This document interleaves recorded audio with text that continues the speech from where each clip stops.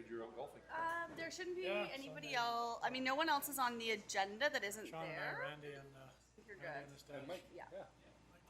Mike's a pretty good golfer, boy. Don't Did we make any Yeah, changes easy. to the agenda? Do I need to be Oh, down? I see. not hitting it out there a mile. Yes, but geez, we yeah. just.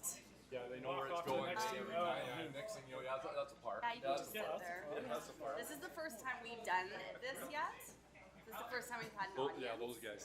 So, yeah, but nothing's I'm using my like camera super as a mirror. controversial, so we don't have. Sometimes this will be just packed. Like, I mean, you can. yeah. Use your camera. They're all as a tech You in up, eh? town? You in town? No, we moved out on Thursday. I mean, Mike moved in their own place Oh, dude. on Wednesday night. We moved out Thursday. What's going on? How's your deck coming? You're all done? Yeah. Yeah. Just a couple odds and ends, but it's all good.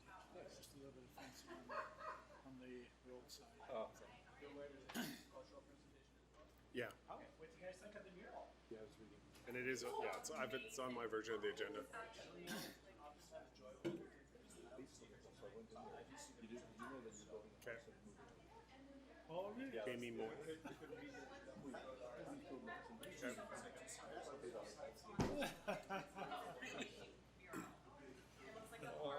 I want to answer and just go, no, don't do that. Leave it alone.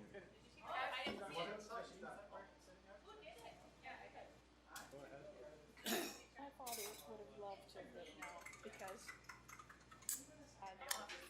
those crazy colored socks possible.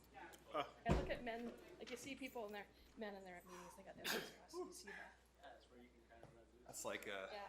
it's like He would have loved it. That would have been my dad would have been the sound reminds when I did a tour of sock heaven. when I did a tour of He Selgar. is in sock I heaven. got a good crew there. Yeah, he kind of is. Good crew. I'm sure he's got the best colored socks up there. They got colors we don't even have down here.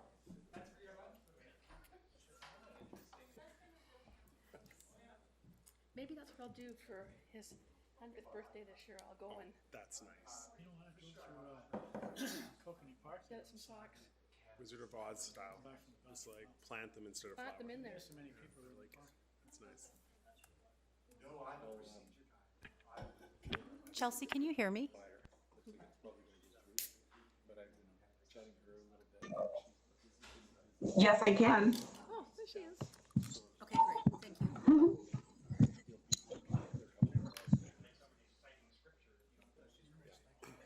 Are we waiting for Colin? Chelsea, I think she's from PC Transit. We're not. I'll wait for Colin. I'm gonna call the meeting to order, and we're gonna start tonight with our Aboriginal Acknowledgement.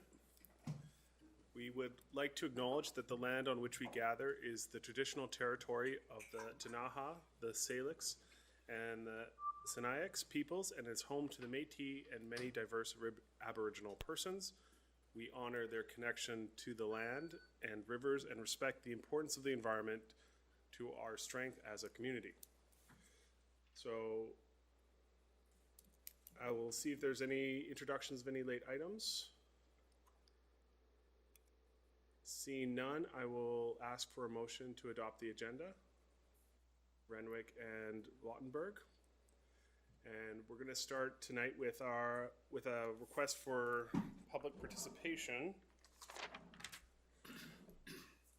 And I'll just ask if there's anyone who would like to speak to council today, it's not on the agenda. Yeah, it is. They're not on the agenda. if they're not on the agenda. Sorry, that's fair. And again, seeing none, we'll keep moving. Can I have a motion to adopt the minutes? Councillor Anderson, Councillor Lautenberg, for A, or are we just moving the whole thing? I think we can move them as a block. Okay, so we'll move them as a block. And we'll move on to the cultural presentation. We have author Jayme Moye. Moye?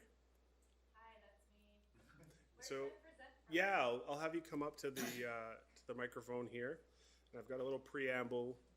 And so Jayme is a local author that writes about travel, mountain sport, and culture, and is pushing the limits of human potential. Her work has appeared in National Geographic, Outside Magazine, Adventure Journal, and Travel and Leisure, amongst other publications. In 2020, Jayme was the Whitewater Ski Resort Writer-in-Residence, and she is our June 22nd cultural presentation, and she'll perform a short reading. Welcome. Thank you so much. It's so nice to be here. So I'm representing the Elephant Mountain Literary Festival, and just wanted to say a heartfelt thank you to everyone for their support, and to the City of Nelson in general. And just before I do that reading, I want to state that Elephant Mountain Literary Festival, in lieu of our traditional July festival, is going to be holding an outdoor event and also some online events in July. So that outdoor event is Friday, July 10th at 7 p.m. in Blewett. It is appropriately physically distanced. Ticket sales are limited to 45, and it is called Wild Grapes. It's actually a wine tasting event where we have 2 local authors, myself included, and the novelist Sarah Butler. And we'll be doing readings and having our literary style and technique paired with a local wine. I'm very interested to see what my style is decreed to be paired with. The 5-minute reading I'm doing for you this evening comes from an article I'd published in Alpinist magazine, and the reason I chose this one in particular is because the Banff Center gives away 1 award each year for magazine writing. So along with the awards for the Mountain Film Festival and the Outdoor Adventure books, 1 magazine article is awarded for mountain literature, and this was the one they chose. So it's an incredible honor for me, and I'm really excited to share with you a very short excerpt. This article presents itself as being about an avalanche, but I think that just scratches the surface. I consider it an article about human consciousness. So I'm going to read you a teaser. The article is called 13 Feet Under. The slab of snow broke with a guttural crack, freezing the 3 skiers in their skinning gait. As the echo hung in the air, the first skier glanced down at the snow. A fracture line cleaved the surface, lacerating the slope just above his right ski like a deep paper cut. Fuck, he thought, whipping his head around to check on his 2 partners, but it was too late to react. The fissure at his feet had already transected the bowl they'd been ascending, drawing a line between what snow would slide and what would stay. All 3 skiers stood on the wrong side of that line. An instant later, a foot-thick slab of snow as wide as the length of 2 football fields shattered and poured down the slope, accelerating to 65 miles per hour. The avalanche swallowed everything it touched, swelling to millions of pounds of snow, ice, and rock. Parks Canada Visitor Safety rated the April 5th, 2018 avalanche at Sentinel Pass in Banff National Park a 2.5 on a 5-point scale. Large enough to kill a person, but not large enough to destroy a cabin. According to the visitor safety specialist's report, the snow slid in a textbook fashion. A south-facing slab sitting atop a persistent weak layer that gave way after a day of strong sun and rising temperatures. The skiers triggered the avalanche in the spot every avalanche course instructor would have expected them to, on a slope steeper than 35 degrees, near the top of the bowl where the terrain is convex and the snow is weakest from the wind. The first skier, Tim Banfield, slid about 100 feet downslope before he could self-arrest. His position at the top of the fracture line protected him from the full force of the avalanche. The second skier, Maria Schumacher, not far behind Banfield on the skin track, became enveloped in the surge.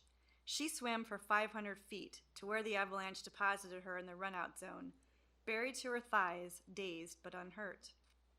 The avalanche fully engulfed the third skier. From her lower position on the skin track, 80 feet behind her partners, the shifting snow tore Michelle Cadats from her feet, then churned her under a massive blender of snow and ice that swirled and heaved for 650 total feet. After about 20 seconds, it ground to a halt against flat terrain piling up on itself. Cadets came to rest beneath the debris 13 feet below the surface, well beyond the depth of a conventional avalanche probe. By conventional knowledge, no skier could survive a burial of that depth. So there's your teaser.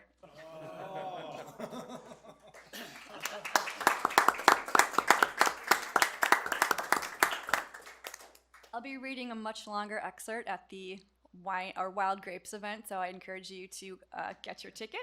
It's on sale at emlfestival.com, and there's a sliding scale: $15, $20, or $25, depending on what you're able to pay. Awesome. Thank you. Thank you, Ms. Moye. That was amazing. Thanks very much.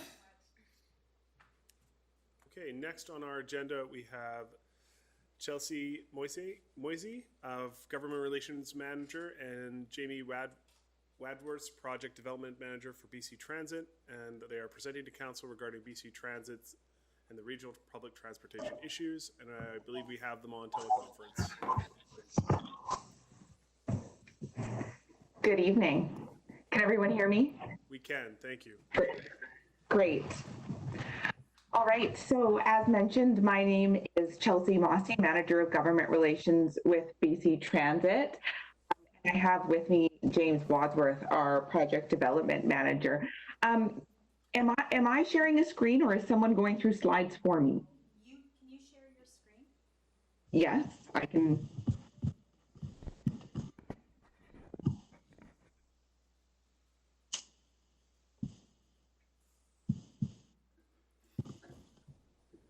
Just be patient for this new technical world we live in. Zoom meetings everywhere. Can you see it? No, we can't. No? Oh. It is gray. We might be seeing a second monitor. Okay, one moment. We will. Yeah, no, we can. Okay, one moment here. I think we're almost there then. That's good. Okay, here we go. All right.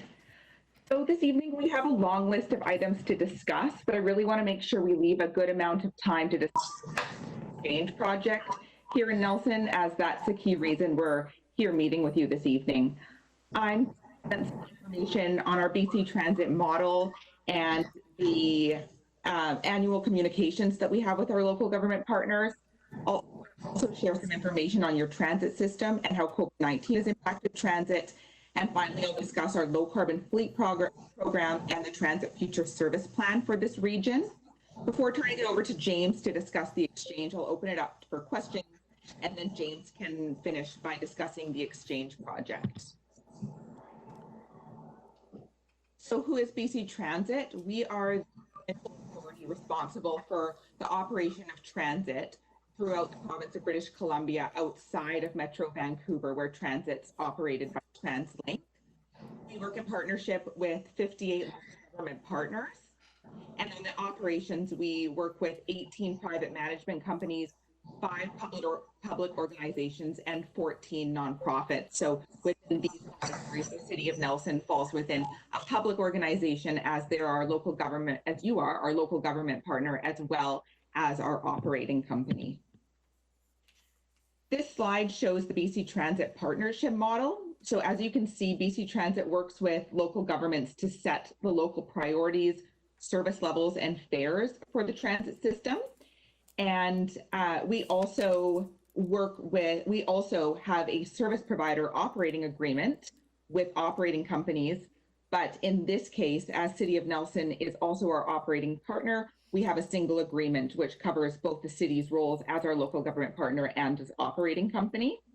On the other side of the picture here, we have the province. We work with the province to secure their portion of funding for transit systems, and the province is also responsible for setting public policy objectives.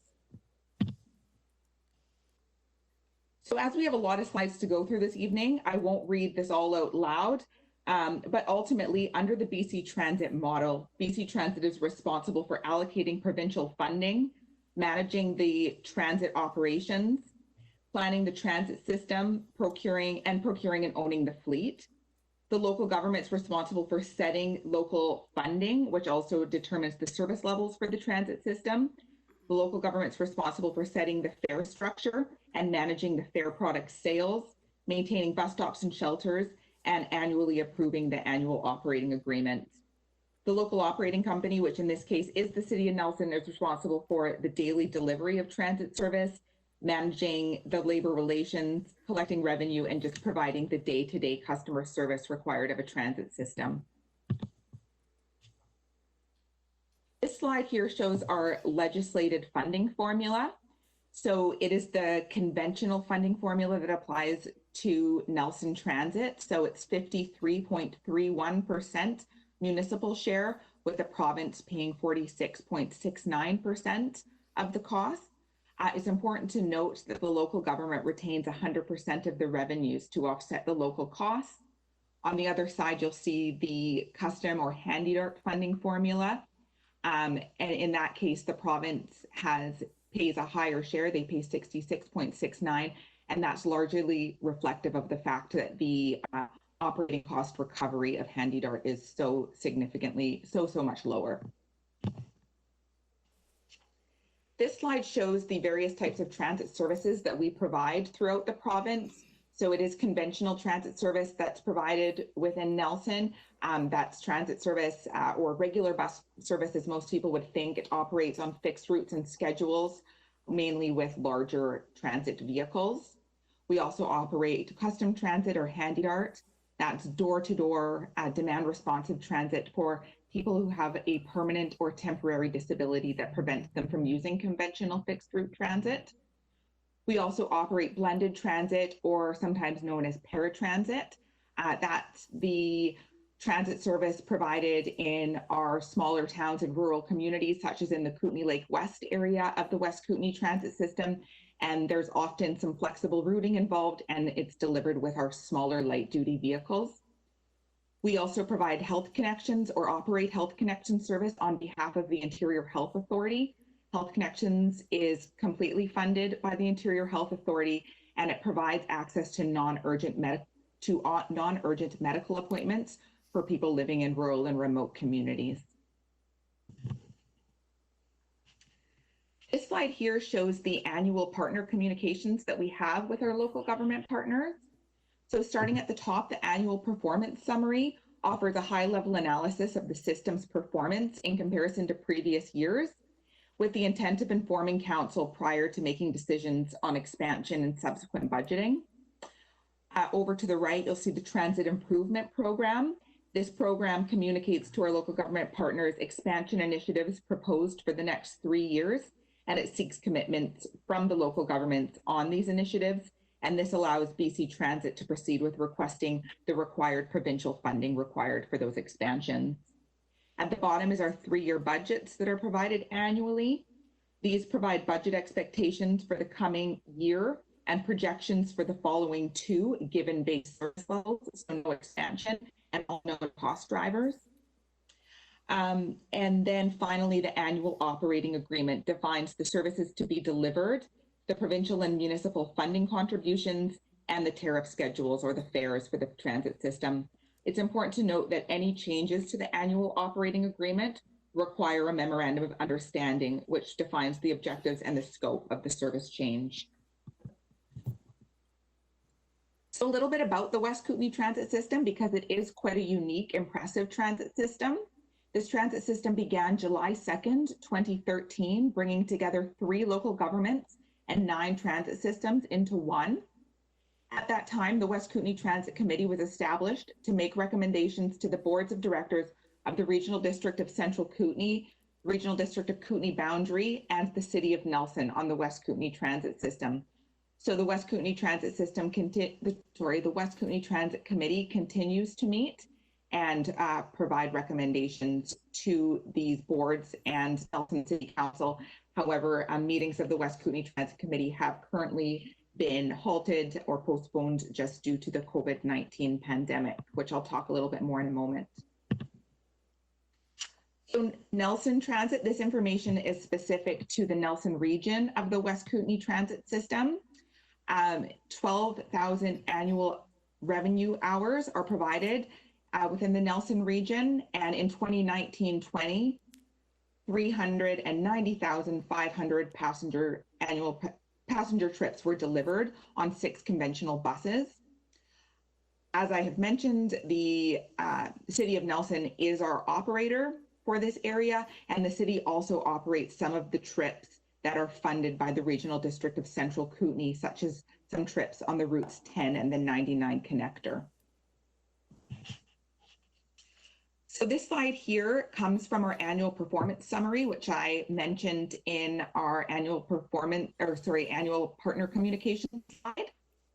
So the first thing that you might notice is that the most recent information in this slide is 2018-19, which is starting to seem a little bit outdated. Our finance team's just working on finalizing 2019-20 data, so we should have it ready within the next couple of months, and I'd be happy to come back and present, and I'll also be sharing it with staff. But as you can see, passengers per hour continues to increase year over year, and it's well above the tier average. So in 2018-19, the passengers per hour was 31.87, while the tier average was 18.86. Operating cost per passenger was $3.78, while the tier average was $8.33, so well below the tier average. And as well, when looking at operating cost recovery, the Nelson region of the West Kootenay Transit System performs very well, and that number has improved. So a little bit about what we know based on hours and ridership. If you're looking at this graph, the numbers specific to Nelson are shown in blue, while Trail is in green and the Kootenay Lake West is in orange. So since 2013, we've seen system-wide a 59% increase in ridership. And then you'll also notice that since 2014, we have seen a 9% increase in hours. So we're seeing a lot of increase in ridership. And what this ultimately is meaning is that we're starting to see some very full buses.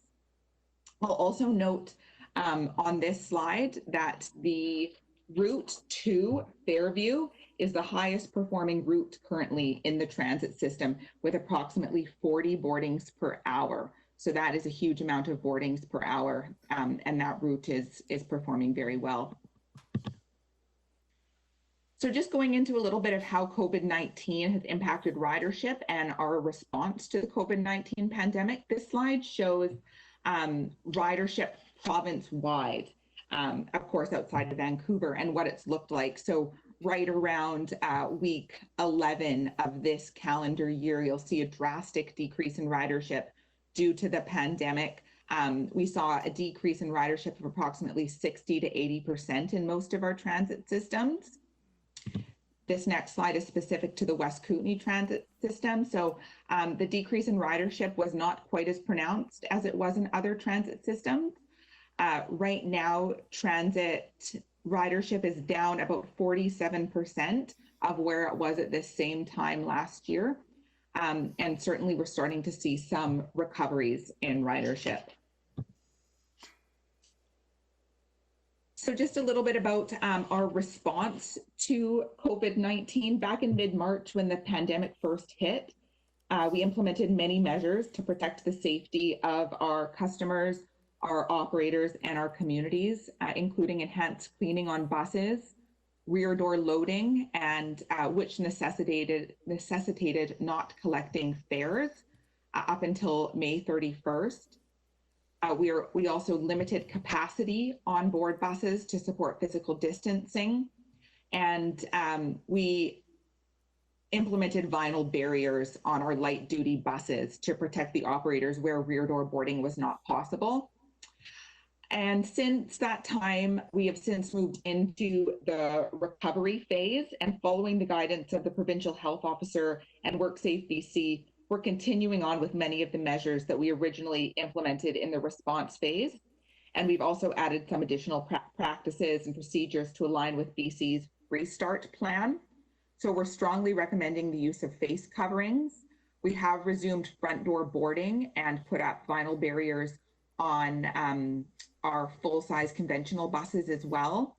We're continuing to manage capacity on buses. It's currently 40% on our conventional buses, and we're hoping to increase that through to September, when our goal is to be at approximately 2/3 capacity. And of course, that will be determined by how we're doing in terms of our COVID cases province-wide, and in, again, working with the provincial health officer. So moving on from COVID-19 quickly, I know we're covering a lot of information here. This is a little bit of information on our low carbon fleet program. So in November 2018, BC Transit approved a low carbon fleet program to support provincial targets for greenhouse gas emissions. And this plan also aligns with the Clean BC plan. Core to this program is a 10-year fleet replacement strategy to replace over 1,200 buses and expand our fleet by 350 buses by using the potential of advanced greenhouse gas reducing technologies.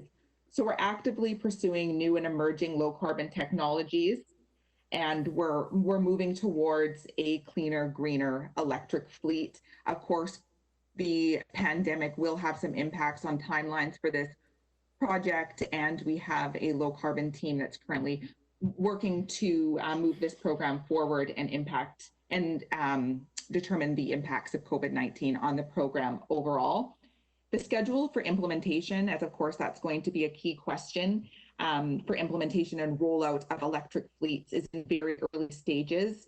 It will be developed in partnership with our local government partners, and our low carbon fleet team is aware that the City of Nelson would be interested in being considered as an early adopter of an electric fleet. So I'm sure that hopefully soon our low carbon fleet team will be reaching out to our local government partners, and particularly the City of Nelson, for further conversation on that. This is my final slide. So we have been working on, or led by our planning team, a transit future service plan for the Kootenay, Lake West, City of Nelson, and Castlegar and area. This plan will inform future expansion priorities for the region. And in 2019, we did quite extensive public engagement, including targeted stakeholder workshops. 2 were held in the City of Nelson, open houses, and an online survey. And we did targeted engagement at Selkirk College. We had 452 participants at open houses, 1,100 online survey respondents, and 320 survey respondents from Selkirk College specifically, in addition to that 1,100. So the number one priority that we heard is to increase bus size and add more service on the 98-99 corridor. However, we're aware that the COVID-19 pandemic could shift some of the priorities for the region. So our planning team is currently working to add in an appendix into this transit future service plan to discuss the impacts of COVID-19. And once that plan is complete, I can certainly return, or that will be shared, of course, with the City of Nelson. So that is it for me. I'm opening it up to questions before I turn it over to James to discuss the exchange project, if anyone has any questions. Thank you very much, Chelsea. I see Councillor Woodward. Go ahead. Hi, can you hear me? Cheer. Okay. My question to you. Oh, sorry. Okay, my question to you is, I guess the board is on mute, so we can't hear if anyone's asking any questions. Okay. Can you hear us at all? Now we can hear you. We can hear you now. Okay. Jesse, would you like to try again? Okay, I'll try again. I know that there's a report coming, but in other areas of the transit system in BC, have you, with the effect of COVID, have you seen uptake coming back, or is there a kind of distinct drop that is staying there? Do you see uptick happening? Yeah, we're definitely seeing a strong uptick, and it's certainly community specific. I think that for some of our more rural communities where COVID has not been hasn't impacted the community quite to some of our larger communities. We're seeing a stronger increase in ridership, and we're also starting some marketing and communications plans to share everything we're doing to make the transit service as safe as possible and make people really feel comfortable with getting back on board the bus. So in answer to your question, yes, we're definitely seeing an uptick in transit use. In some cases, it's becoming a bit of an issue that we're only at 40% capacity, but we need to keep it at 40% capacity right now to allow for physical distancing. But in answer to yes, we're definitely seeing an increase in ridership. Thank you very much. Any other questions? Yeah, Mayor Dooley. yeah, I've got a question. I'm just wondering what's the will there be additional financial impact to going to a greener fleet? I think that is all to be determined. I think that there will definitely be some infrastructure changes or upgrades that will be required. So yes, I think that there will be some additional capital costs. I think we're in the very early stages of what those costs will look like as we start to build partnerships with the companies producing electric buses, and really get an understanding of what that infrastructure and the buses are going to cost. I'll have a much better answer to that question. Thank you.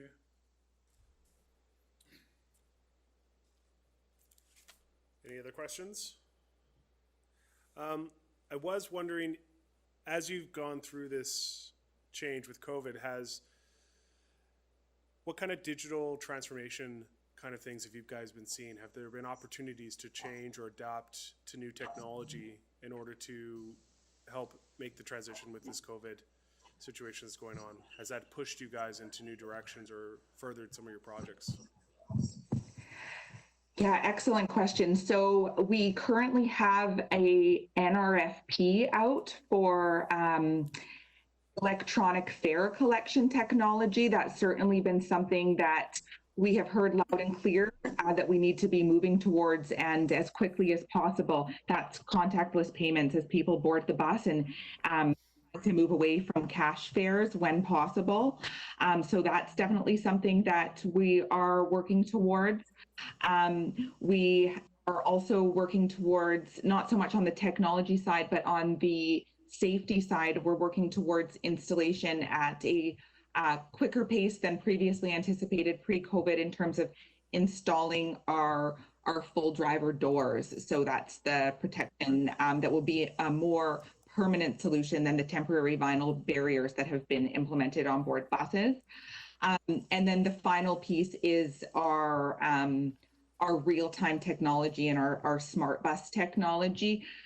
We're currently reevaluating we have real-time technology rolled out in 6 communities, and due to COVID, we were planning to roll that out in some further communities, but due to COVID and the delays that we've seen with parts and everything, that project has been delayed. And I think it's probably actually beneficial as we learn a little bit more about the unique needs of all our communities and how that technology can best respond to the needs of our community. So that's something that we continue to work on, although it will probably be another few years before we see real-time information in more of our communities. Thank you. One follow-up there.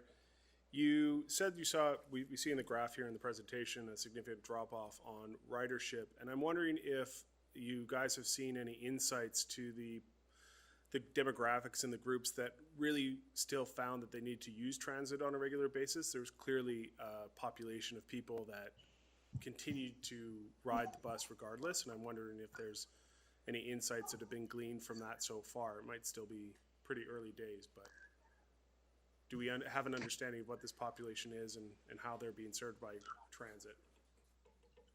Yeah, so our understanding is that the people that continued using public transit throughout the pandemic were the people that they're the essential service workers and the people that rely on transit for their daily mobility. So for their medical appointments, their grocery shopping, just their day-to-day accessibility within the communities. That could be a large portion of people that are using BC Bus Pass to use transit, and a large amount of people in the as I said, in the essential service worker industries. Okay, thank you very much. So I think there's no more questions here on our end. So if James is ready, then we're ready for him. Sure, what I'll do is I'm just going to see if I can share my screen.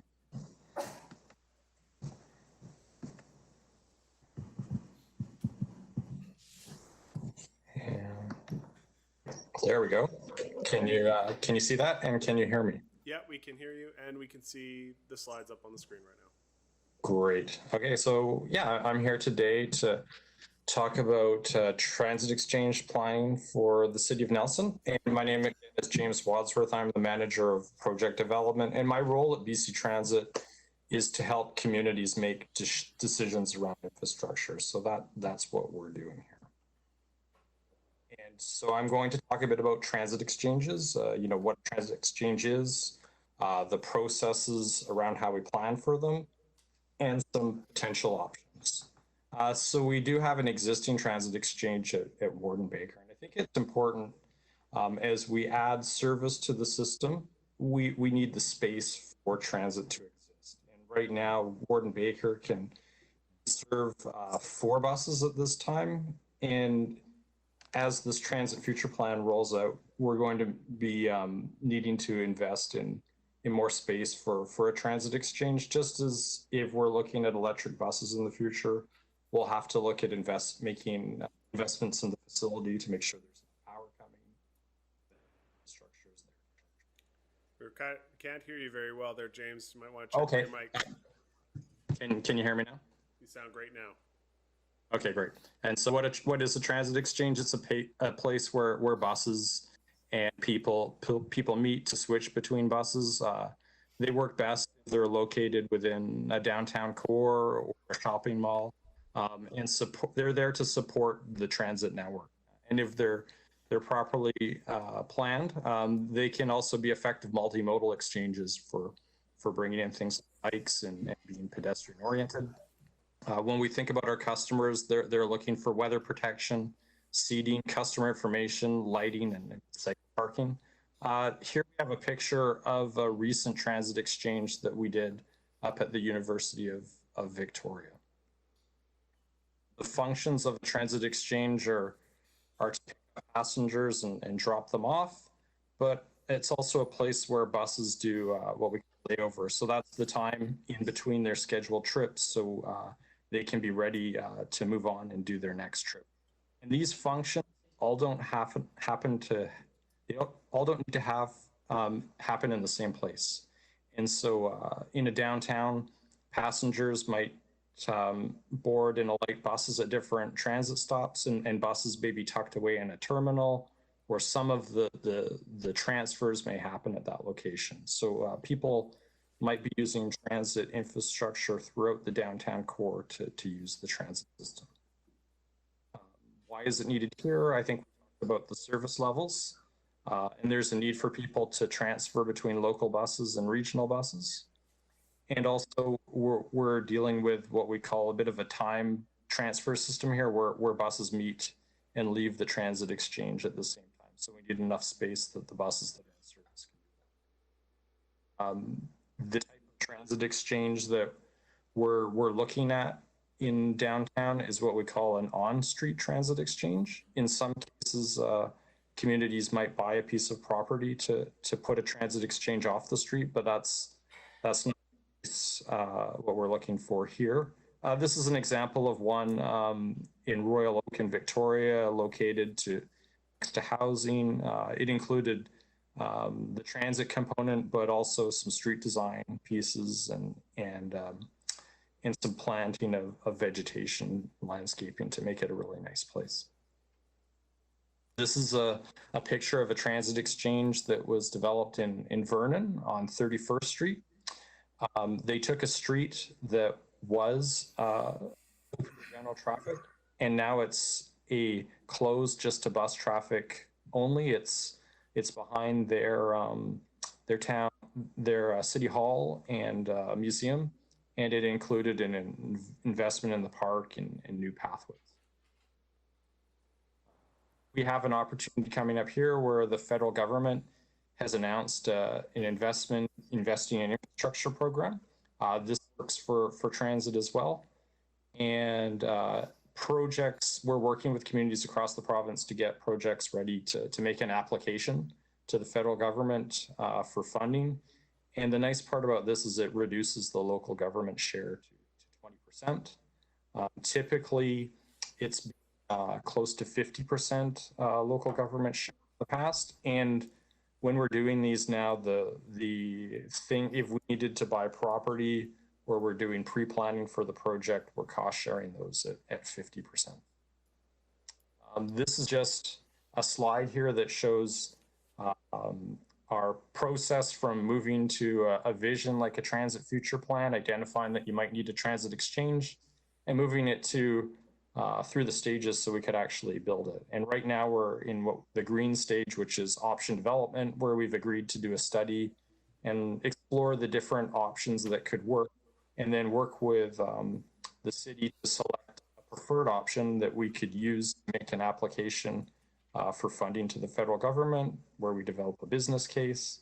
And then we would move into, if we were successful and agreed on an option, then we'd move into an implementation phase, which is where you do the detailed engineering work. You would do consultation with the public and then move on into building it. The stages in the pre-planning are we're going through right now, and it's basically to do our homework to build a case for why we need a transit exchange, look at the options and select an option, then come back to city staff.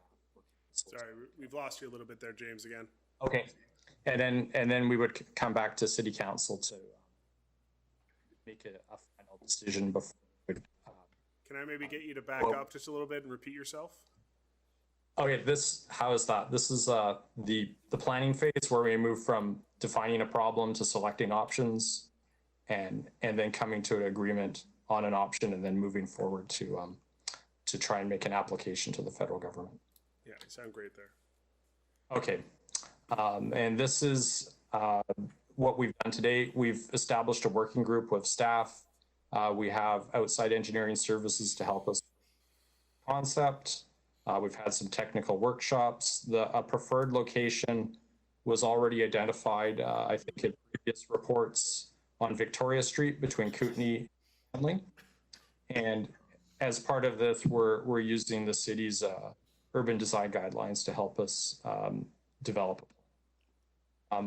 things that we're looking at for functional requirements and ensuring that it's universally accessible, bus shelters and transit information, and making sure today we need room for 4 buses, but in the future we're trying to make sure that we've got room for 6, and that will support service levels in the transit future plan. When we do these, we go through an evaluation criteria. We look at the constructability of it. We look at it from a transit rider's point of view. We look at walking distance and customer amenities, making sure it fits in with the community's land use plans, being mindful of how it impact neighbors to the transit exchange or businesses and driveways and what the costs are. And then hopefully, after we've taken a few options through this, we would, one would point us as a stronger candidate than the others. Again, we're looking on Victoria Street between Stanley and Kootenay. And as part of this, we need to make sure that bus stops are still available in the Ward and Baker area. They might not be where they are today, but they're there to support people boarding and alighting the bus. We need to be mindful of walking distances to transit here to make sure that transit is still accessible to all parts of the downtown. We have a couple of preliminary concepts that we've been working with on the working group. These are both front the library on one side, and there's a ministry office on the other side of the street. This is just how we could, one of them were have transit on one side and parking retained on the other, and a wider sidewalk for things such as bus shelters or. I'm worried we're losing you again, James. Okay. That noise You're losing canceling again. mic sure got you. And then we have another configuration where we have it on both sides of the street. So we're working through these, working with staff to figure out what works best. And so the next steps are to finalize this preliminary work and come back with a final report to the City of Nelson. And then if we agree that we have an exchange option we'd like to advance, then we'd proceed to developing a business case and doing additional design work. There you go. Excellent. Thank you very much, James. Do we have any questions from the table? You've just got so much support here for transit. There are no questions. No one wants to slow you down. Well, thank you very much for your time tonight. Okay, excellent. Thank you, Chelsea and James, for presenting to us tonight and giving these options for us. And we look forward to seeing this again on our agenda. Thank you very much. Excellent. Okay, we will move on. I see quite a lot of cast faces in the audience tonight. So we are going to have a presentation from the Kootenay Association for Science and Technology. And Laurie Fier, Chair of the Board of Directors for the Kootenay Association of Science and Technology, and Kaylin Scuban, Interim Executive Director, are presenting to Council with regards to the organization's recent work and change in leadership. Come on up, guys and gals. Do we have our slideshow presentation? Yeah. Are you sitting or standing? I'll stand. I'll probably sit and we'd be the same. While those are queuing up, I wanted to take a minute. My name is Laurie, and I wanted to take a minute and thank you, as the City of Nelson, for what I see to be an incredible COVID-19 response. I have made it a habit of Friday afternoons walking down Baker Street or up Baker Street, and it was so sad at the beginning. And I also sit on the Nelson Fentanyl Advisory Committee, so I was kind of worried about Nelson that first little while. And now to see slowly how the energy has built and how every store that I walk into has a consistent approach to COVID-19. I am around the region a fair bit these days, and I feel so safe coming back to Nelson and doing my grocery shopping and my other shopping because people are caring. So thank you for keeping us safe. It's a huge job, I know, on your part, and I appreciate it, and I think the community does too.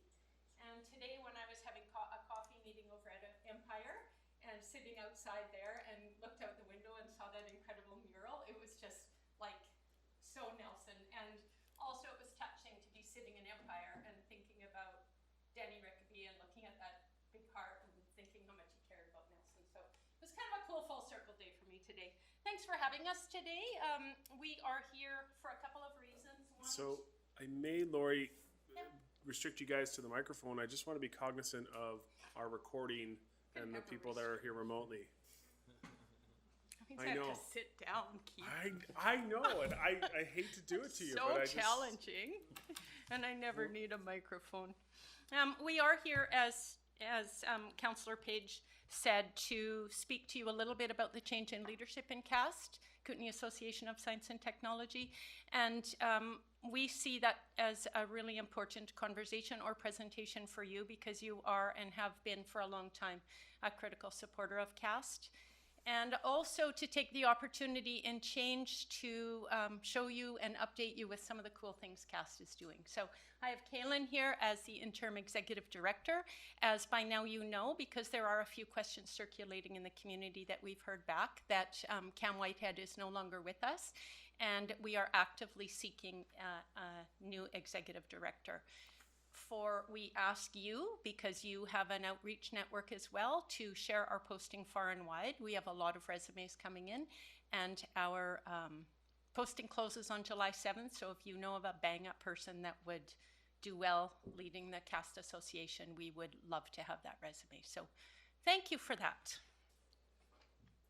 Click. Oh, I get to do it. Oh, like I'm supposed to work. It's the new economy. Yeah, no kidding. CAST, what is CAST? We are about future-proofing communities. We believe that science and technology help us move our communities forward in a positive way, particularly with the new digital economy. We believe that it's important for our rural communities particularly to have our children move back and have good, sustainable jobs and businesses to run. So that's what we're about. We are here to stimulate job growth in the tech fields or in helping businesses move forward with technology, which is the increasing competitiveness. And we know that you, through community resilience, have been working on those topics as well. We provide businesses supports and connections provincially, locally, federally, and then interbusiness to help people move forward. We also manage the Nelson Innovation Center.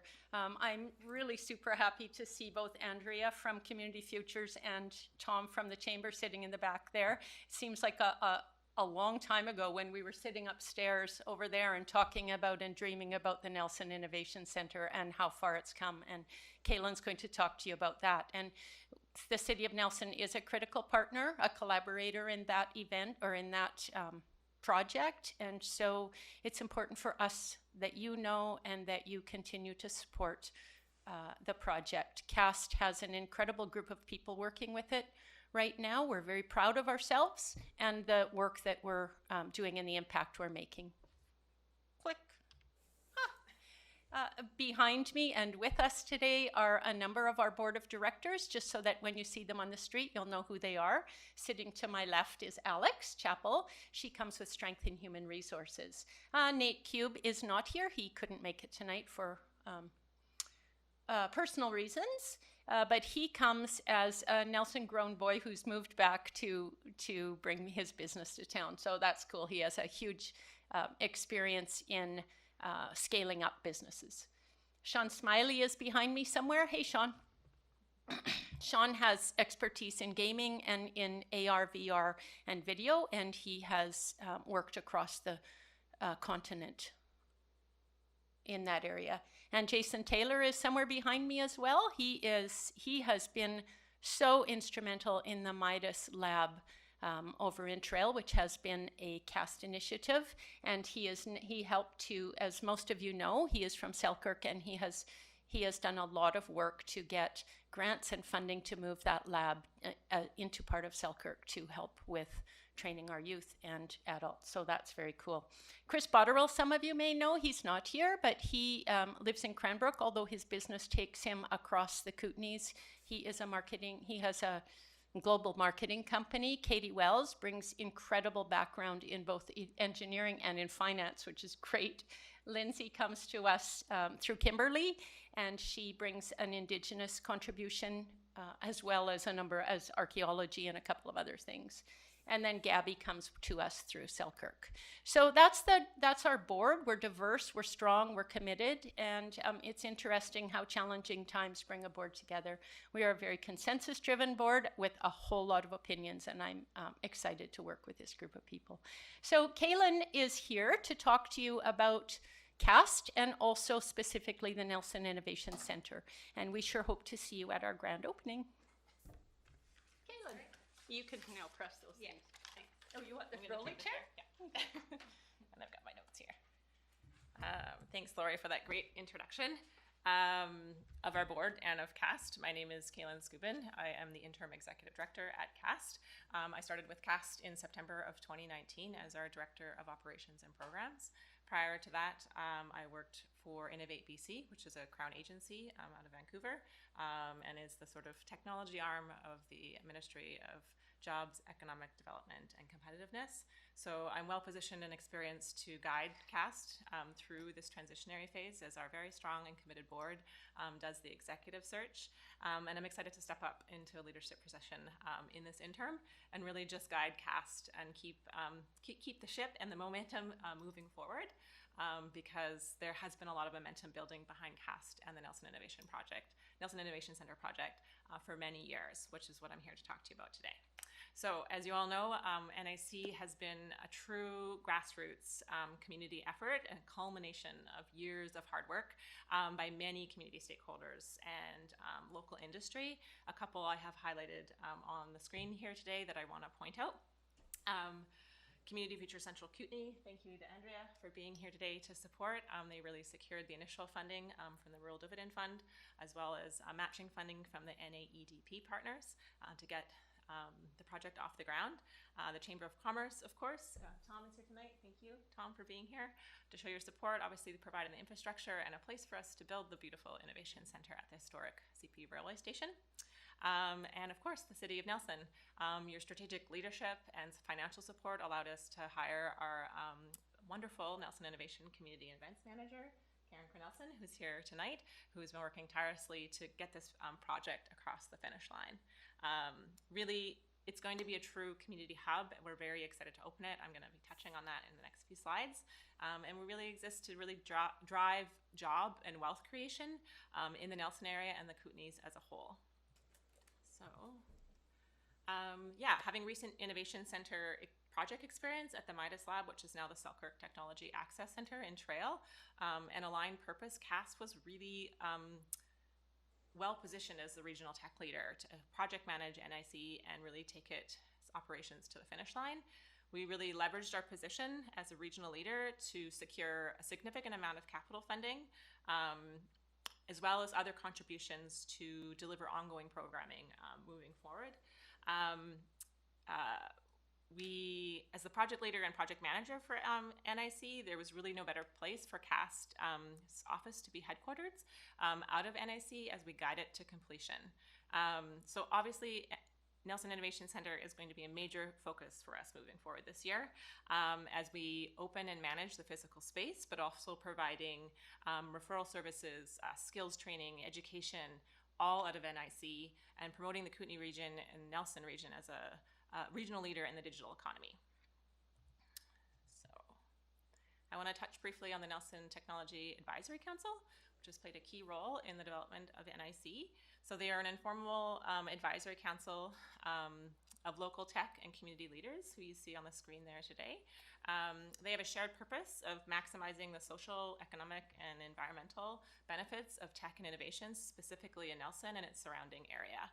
So NTech was created in 2019.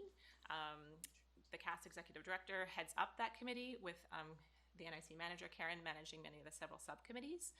They meet quarterly, and in regards to developing the innovation ecosystem in Nelson, an area, with, as I mentioned, NIC being one of the major projects of focus. And we're looking forward to reconvening that council meeting, or that group in the fall, once we're through this sort of transition phase. So, what is NIC providing, and who is it providing it for? So, up on the screen, you see everything that we're providing. I think you guys are fairly familiar with the project, but just to touch on a few things, it's obviously providing a physical presence of Nelson's tech sector, referral and concierge services for tech businesses, business development, skills training, program services, an affordable and beautiful meeting space, working space to promote the tech sector, community building events, and of course, investment attraction into the region and investment readiness training. And so we're aiming to serve 4 major groups to provide these services to. The first and foremost, obviously, being tech companies, small and medium enterprises that want to expand their markets and accelerate their overall business growth. Secondly, independent digital tech and knowledge workers, including self-employed and remote workers who need places to work, meet clients in a professional environment, network, and receive professional development opportunities. They can do that at NIC. They can get the support they need. Third, prospective digital tech talents or individuals looking for employment in the tech sector or looking to start their own business in the tech sector. We offer programs and services to support them. And lastly, small and medium enterprises or SMEs in other sectors that may benefit from digital tech related innovation or adoption, or our service providers that can support the growth of those digital tech companies in our network. So what have we been up to? A little progress summary for you over the last few months. So we have 2 tenants in our space now. So Mountain Culture Group is our anchor tenant. They moved in September. They're in the space adjacent to the community hub. So they're settled in there and have been there in September. They published Kootenay Mountain Culture magazine. They're working with us to develop what is Tech in the Kootenays video that will be coming out soon. We also have Bruce Hardy, who is an industrial technology advisor for NRC IRAP, the National Research Council. Sorry for using acronyms. It is tech. We use a lot of them. So NRC IRAP provides innovation assistance to SMEs at all stages of the innovation cycle and process to help them build their innovation capacity. So Bruce and IRAP are close partners with CAST, and together we've helped hundreds of companies from a wide range of industry sectors to undertake R&D projects. So we're very excited to have Bruce in the space and working and available in that space with us. It couldn't have been a better fit. So we're obviously also a tenant there and the proud manager of the space. So we launched our membership model in January of this year. Becoming a CAST member means you get access to a multitude of programs and services and initiatives to help businesses grow. Plus they also get some pretty sweet perks at NIC, including free access to the space, access to our discounts on event rentals, and free programming and marketing and promotion through CAST. So when COVID hit in March, we were literally days away from getting our occupancy permit.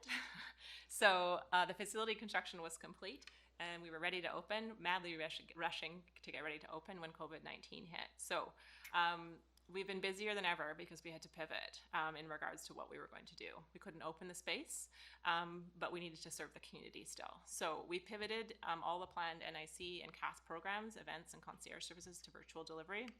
The next slide will touch on a highlight of what we've been up to.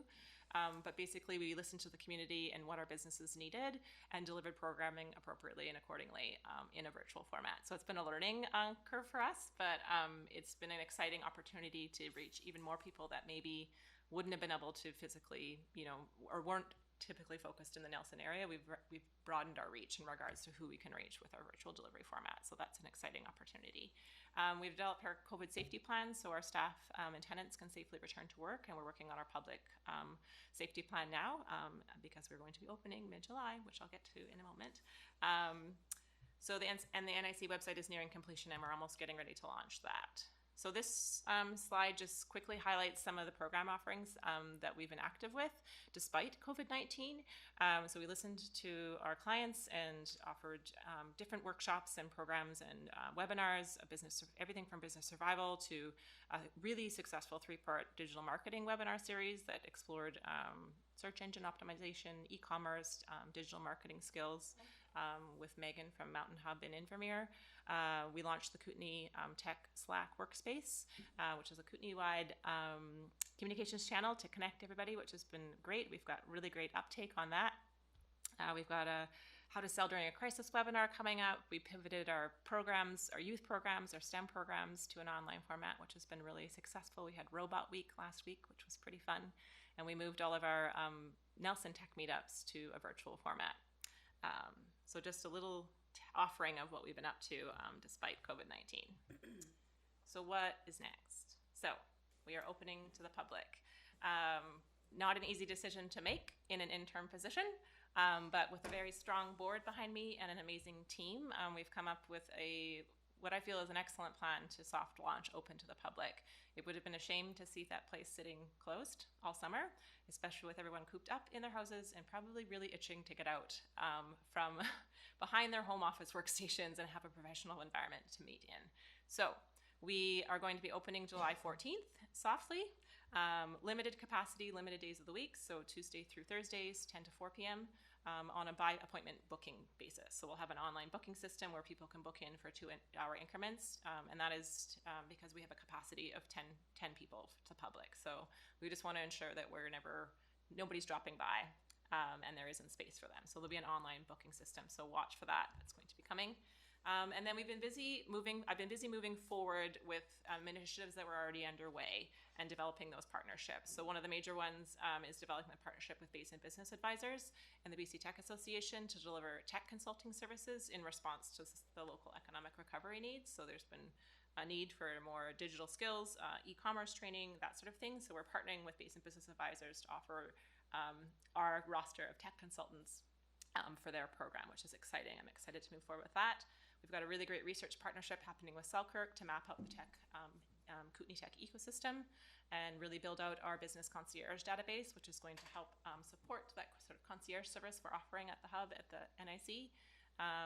Tomorrow night is our first COVID-safe in-person tech meetup. We have a parking lot party down at NIC, so I see some familiar faces in the room, Keith, that usually come to our tech meetups, so I hope to see you there tomorrow night. There's beer. Yeah. And yeah, I'm really excited about developing a Kootenay-wide pitch competition. So this is in response to our goal of creating more investor-ready companies. So we're going to be offering one-on-one coaching and mentoring services and a pitch competition out of NIC in the fall. So stay tuned for more information for that. We're also Not going to drop the name of the pitch? Kootenay pitch in the nick of time. We're not sure on that branding. I sent the slide deck over, and Karen's cringing over there because she's not sure if she wants me to call it that anymore. Okay, fair But enough. I think it's clever. It's clever. It's quite clever. But we're not sure if we're calling it the NIC or NIC, so it's a branding exercise. We're seeking an ideal tenant. We have one empty office space at the Nelson Innovation Center available for rent. So we're seeking an ideal tenant and sponsorship opportunities, ideally as tech startup or someone supporting the tech community in that space. But really overarching over all of that is this awareness building.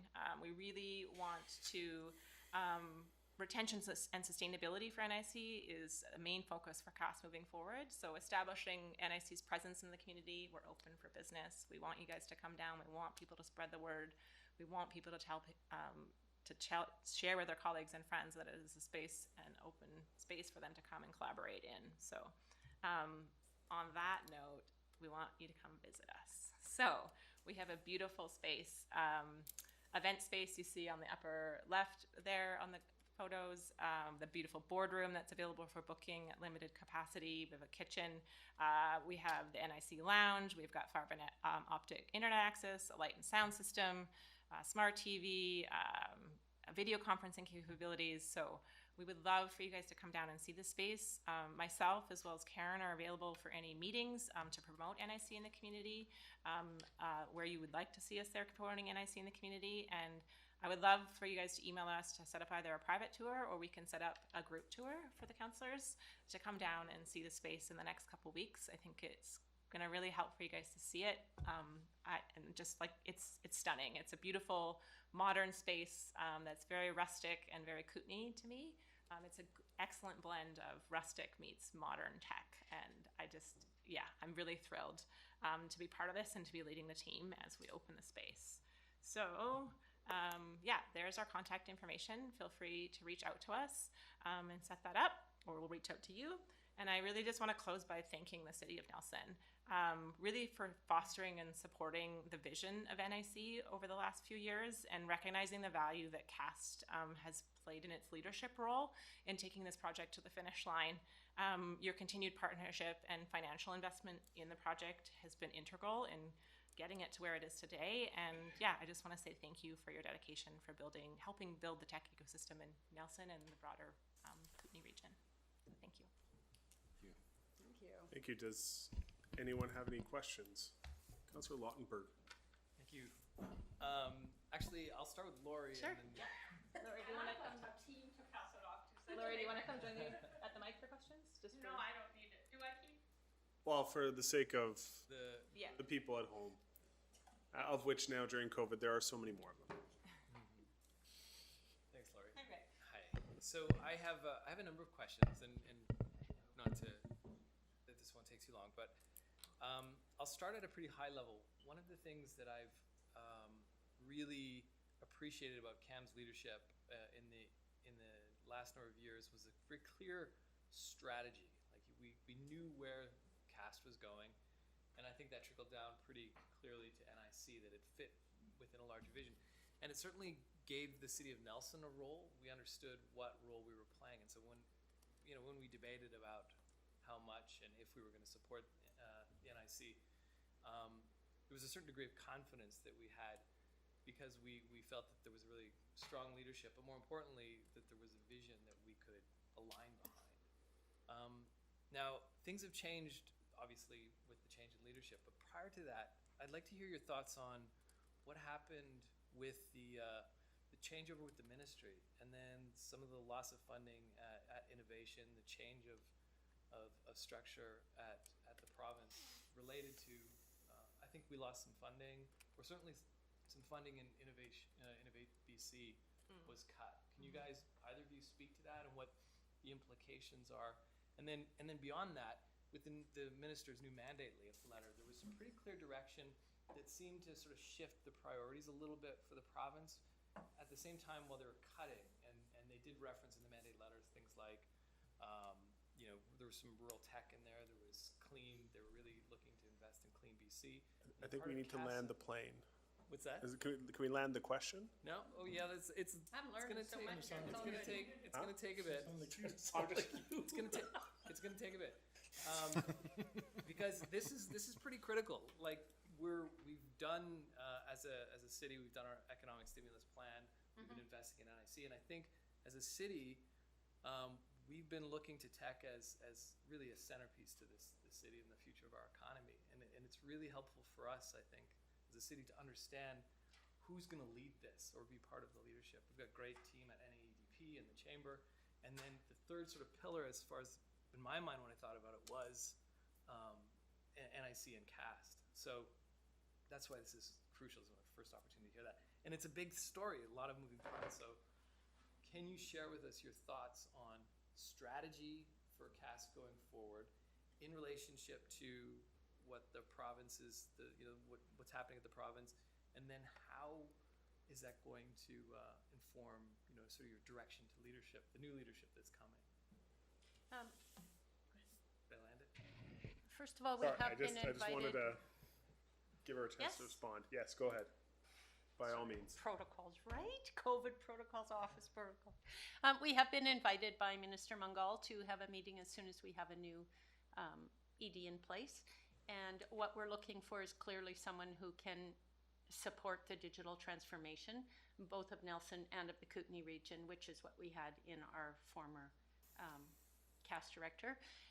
We are closely tied to JEDC, not only through JEDC Jobs, Economic Development and Competitiveness, not only through having the minister here, because that's a political level, but also through a number of projects that we've been working on with them. So the staff connection with Kaylin through Innovate BC and with me through some of the work I've been doing with JEDC on connected communities, with their new ADM, with their new DM, we are paying attention and watching for the opportunity to say this is what we need in order to move forward. So certainly the province is deeply committed to connected communities. It's deeply committed to rural BC. Our premier has made that super clear in a number of ways. And so as the only tech association in the Kootenays, the only rural tech association really in BC, we have high cred with JEDC.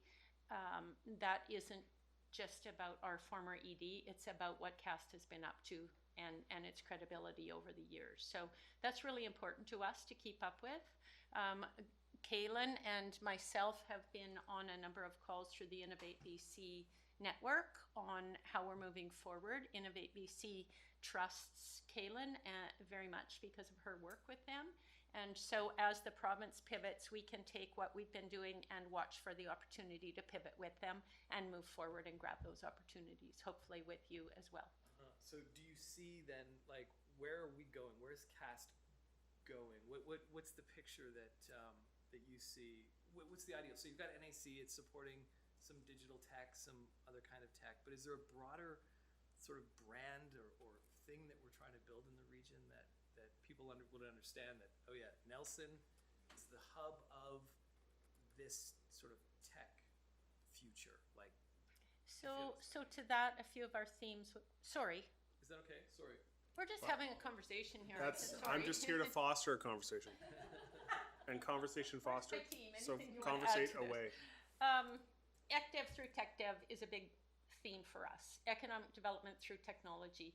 And technology, as you know, is such a bizarre word because it's anything from web-based businesses to improving a business through adding tech, through to creating job opportunities for our youth, which help them get into tech jobs and businesses, supporting growth in the community. That's a big one.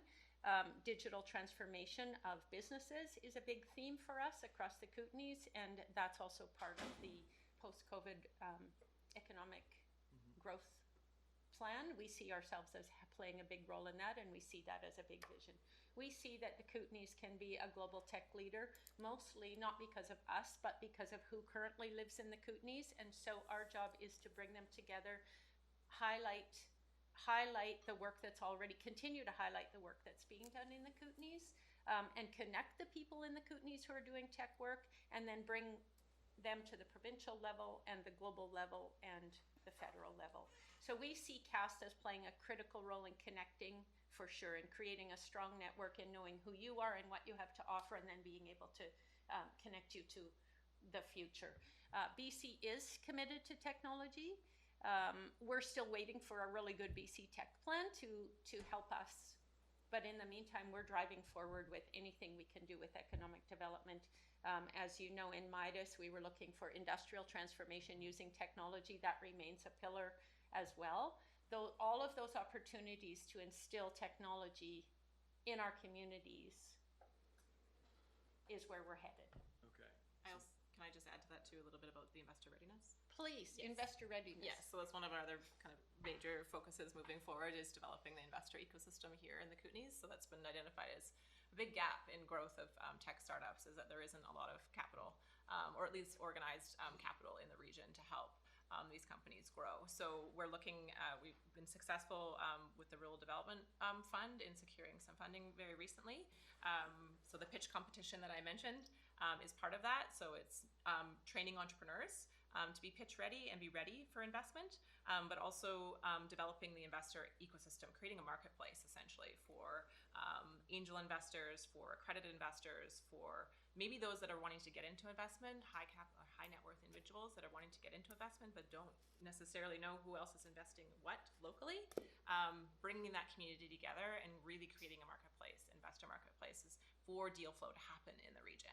So that is going to be one of our focuses moving forward. What that's going to look like yet, I don't have that totally planned out, but the first sort of initial stab at that and take at that is going to be this pitch competition and really developing the entrepreneurs to get them ready. But the other piece of that puzzle, we can't just get the companies ready without connecting them with an investor ecosystem. So that's going to be a focus moving forward. And we have Nate on our board. We have who's strengths on our board that our board, although we're trying really hard to be a governance board, also is supporting some of these moves with the strengths that the board brings. Great. I could ask a few more questions. Well, let's let Yeah, for Councillor sure. Woodard jump in, and Yep. Thanks. I want to turn too. Yeah. you're gonna get one. My question to you, thank you. Put the landing gear down on the next set of questions. Question to you is, what do you think the difference is between sort of what you would consider urban tech sector and rural tech sector? Because I'm wondering, like, is there a difference, or in the tech world it doesn't actually make a difference because it's online? So do you think there's a difference, and do you think you're moving towards something that is specifically rural rather than urban? Yeah, I find that a fascinating question because, you know, we started off talking about building the bridge between rural and urban, right? But what we've mostly got is the concentration of tech in urban. We've got the knowledge sector higher in, we've got the research grants, we've got stronger university presence in urban. We have, and hopefully COVID will help with this. We have Nelson for sure as a community that has attracted a number of tech companies and tech workers, and so there's getting to be less of a divide between a place like Nelson and a place like Vancouver, because it's a lifestyle choice and you can flip back and forth. You saw that when Greg Malpass brought his company here. You see that when Rick moves it. You see that in when you talk to the tech entrepreneurs here. Where are you from? Oh, I'm from Toronto. I want to come ski, and now I create my space here. So there's a higher concentration. I mean, I would like to add to that and say Great. that I just moved here from Vancouver 9 months ago, and I worked in the tech sector for 5 years there. And yes, there's definitely differences in where we're at and the development, the stage of development. I think obviously the urban environment is further along the food chain, so to speak, in regards to the resources that technology companies have and the network that companies have in that region. There's a very strong network. People know Vancouver. When investors are looking to invest in BC, they're looking to Vancouver, they're looking to the Vancouver market, they're looking to those companies that are building and scaling there. The major difference I've noticed here is that, well, A, we're rural and nobody knows where we are in regards to that sort of investor landscape and tech landscape, but we're starting to make a name for ourselves here, for sure. And I think that it's really important to understand that a rural tech community shouldn't look like an urban tech community.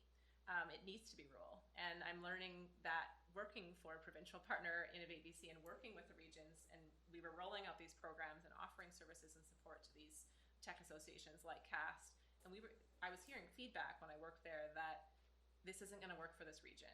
It doesn't work here. You guys don't understand rural tech. And now I get it because I'm here.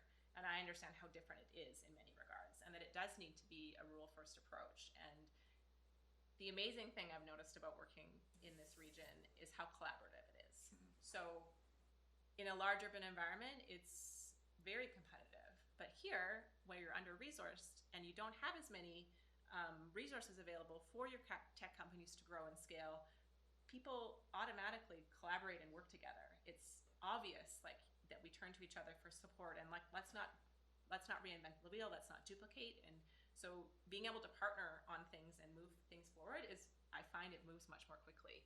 And we do need a rural approach that and I think the project, like the research projects we're doing with Selkirk in regards to mapping that tech ecosystem and understanding what support services are here, are really going to help us come up with a forward-thinking rural tech strategy that doesn't come down from the environment or come down from ministry, that is really specific to our region and is actually going to support rural tech communities. So, Just as a supplemental, Rick, you have one.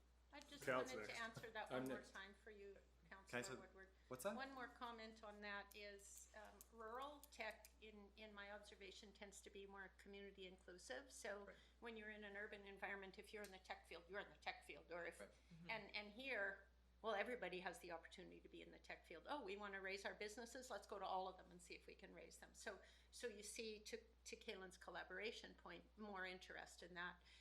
I also see the provincial government really focusing on things like, wow, where's our industrial space? It's certainly not in Vancouver. What are we going to do about moving to rural? So they're paying more and more attention to rural BC. The Premier's office, the JEDC for sure, trying to figure out how to get the best of rural BC into tech.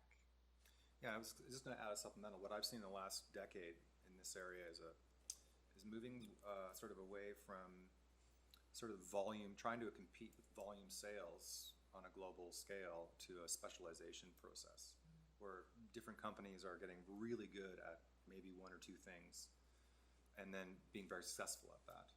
So it feels kind of like that's where Nelson could shine and is shining, that we have a lot of brain power here and people do specialize and have very specific things. And that's sort of why I asked the question, because I kind of was wondering myself, like, what is rural tech? And I feel like maybe that's sort of around that specialization. Yeah, I definitely think you're definitely hitting a part of that for sure. And that it's not, you can't apply the same formula for growth and scale for a company here that you could in an urban environment. Not everybody wants a 500-person company. You look at companies here, and a 20 to 50-person company is a really sustainable business to like have a really secure livelihood, good employee base, and provide good jobs. But do they need to scale to 200 or 500 or 1,000 employees? No, we're not going to see that here. So you can't apply the same like growth methods, I think, to companies in the rural region, or the expectation that they want to grow and scale to a global market. That it might just be a local market or a specialized market that you're talking about that they cater to. Thank you. Councilor Renwick. I have two questions, and unlike Rick, I'm gonna get right into it. Because some of this stuff is way over my head. Okay. And you guys like to talk in acronyms, and I don't do well with acronyms. Are you guys gonna actually make any money? That's And I don't mean to offend anyone here, but is this the kind of, the Innovation Center, is it set up in such a way to actually put some money on the bottom line, or would you be dependent upon grants and what have you year after year after year? Do you want to take this one or do you want me to? Go ahead. Yes, I hope we can make some money with this project. Well, I think we'll always be dependent on some grant funding. But the CAS membership model, launching the CAS membership model, was a way for us to create a sustainable revenue stream that was not tied to a specific project. So, unattached funding, so to speak, that we can use to help our bottom line, as well as sponsorships from the community. So we'll be looking at a sponsorship model for the NIC, as well as a revenue generating activity.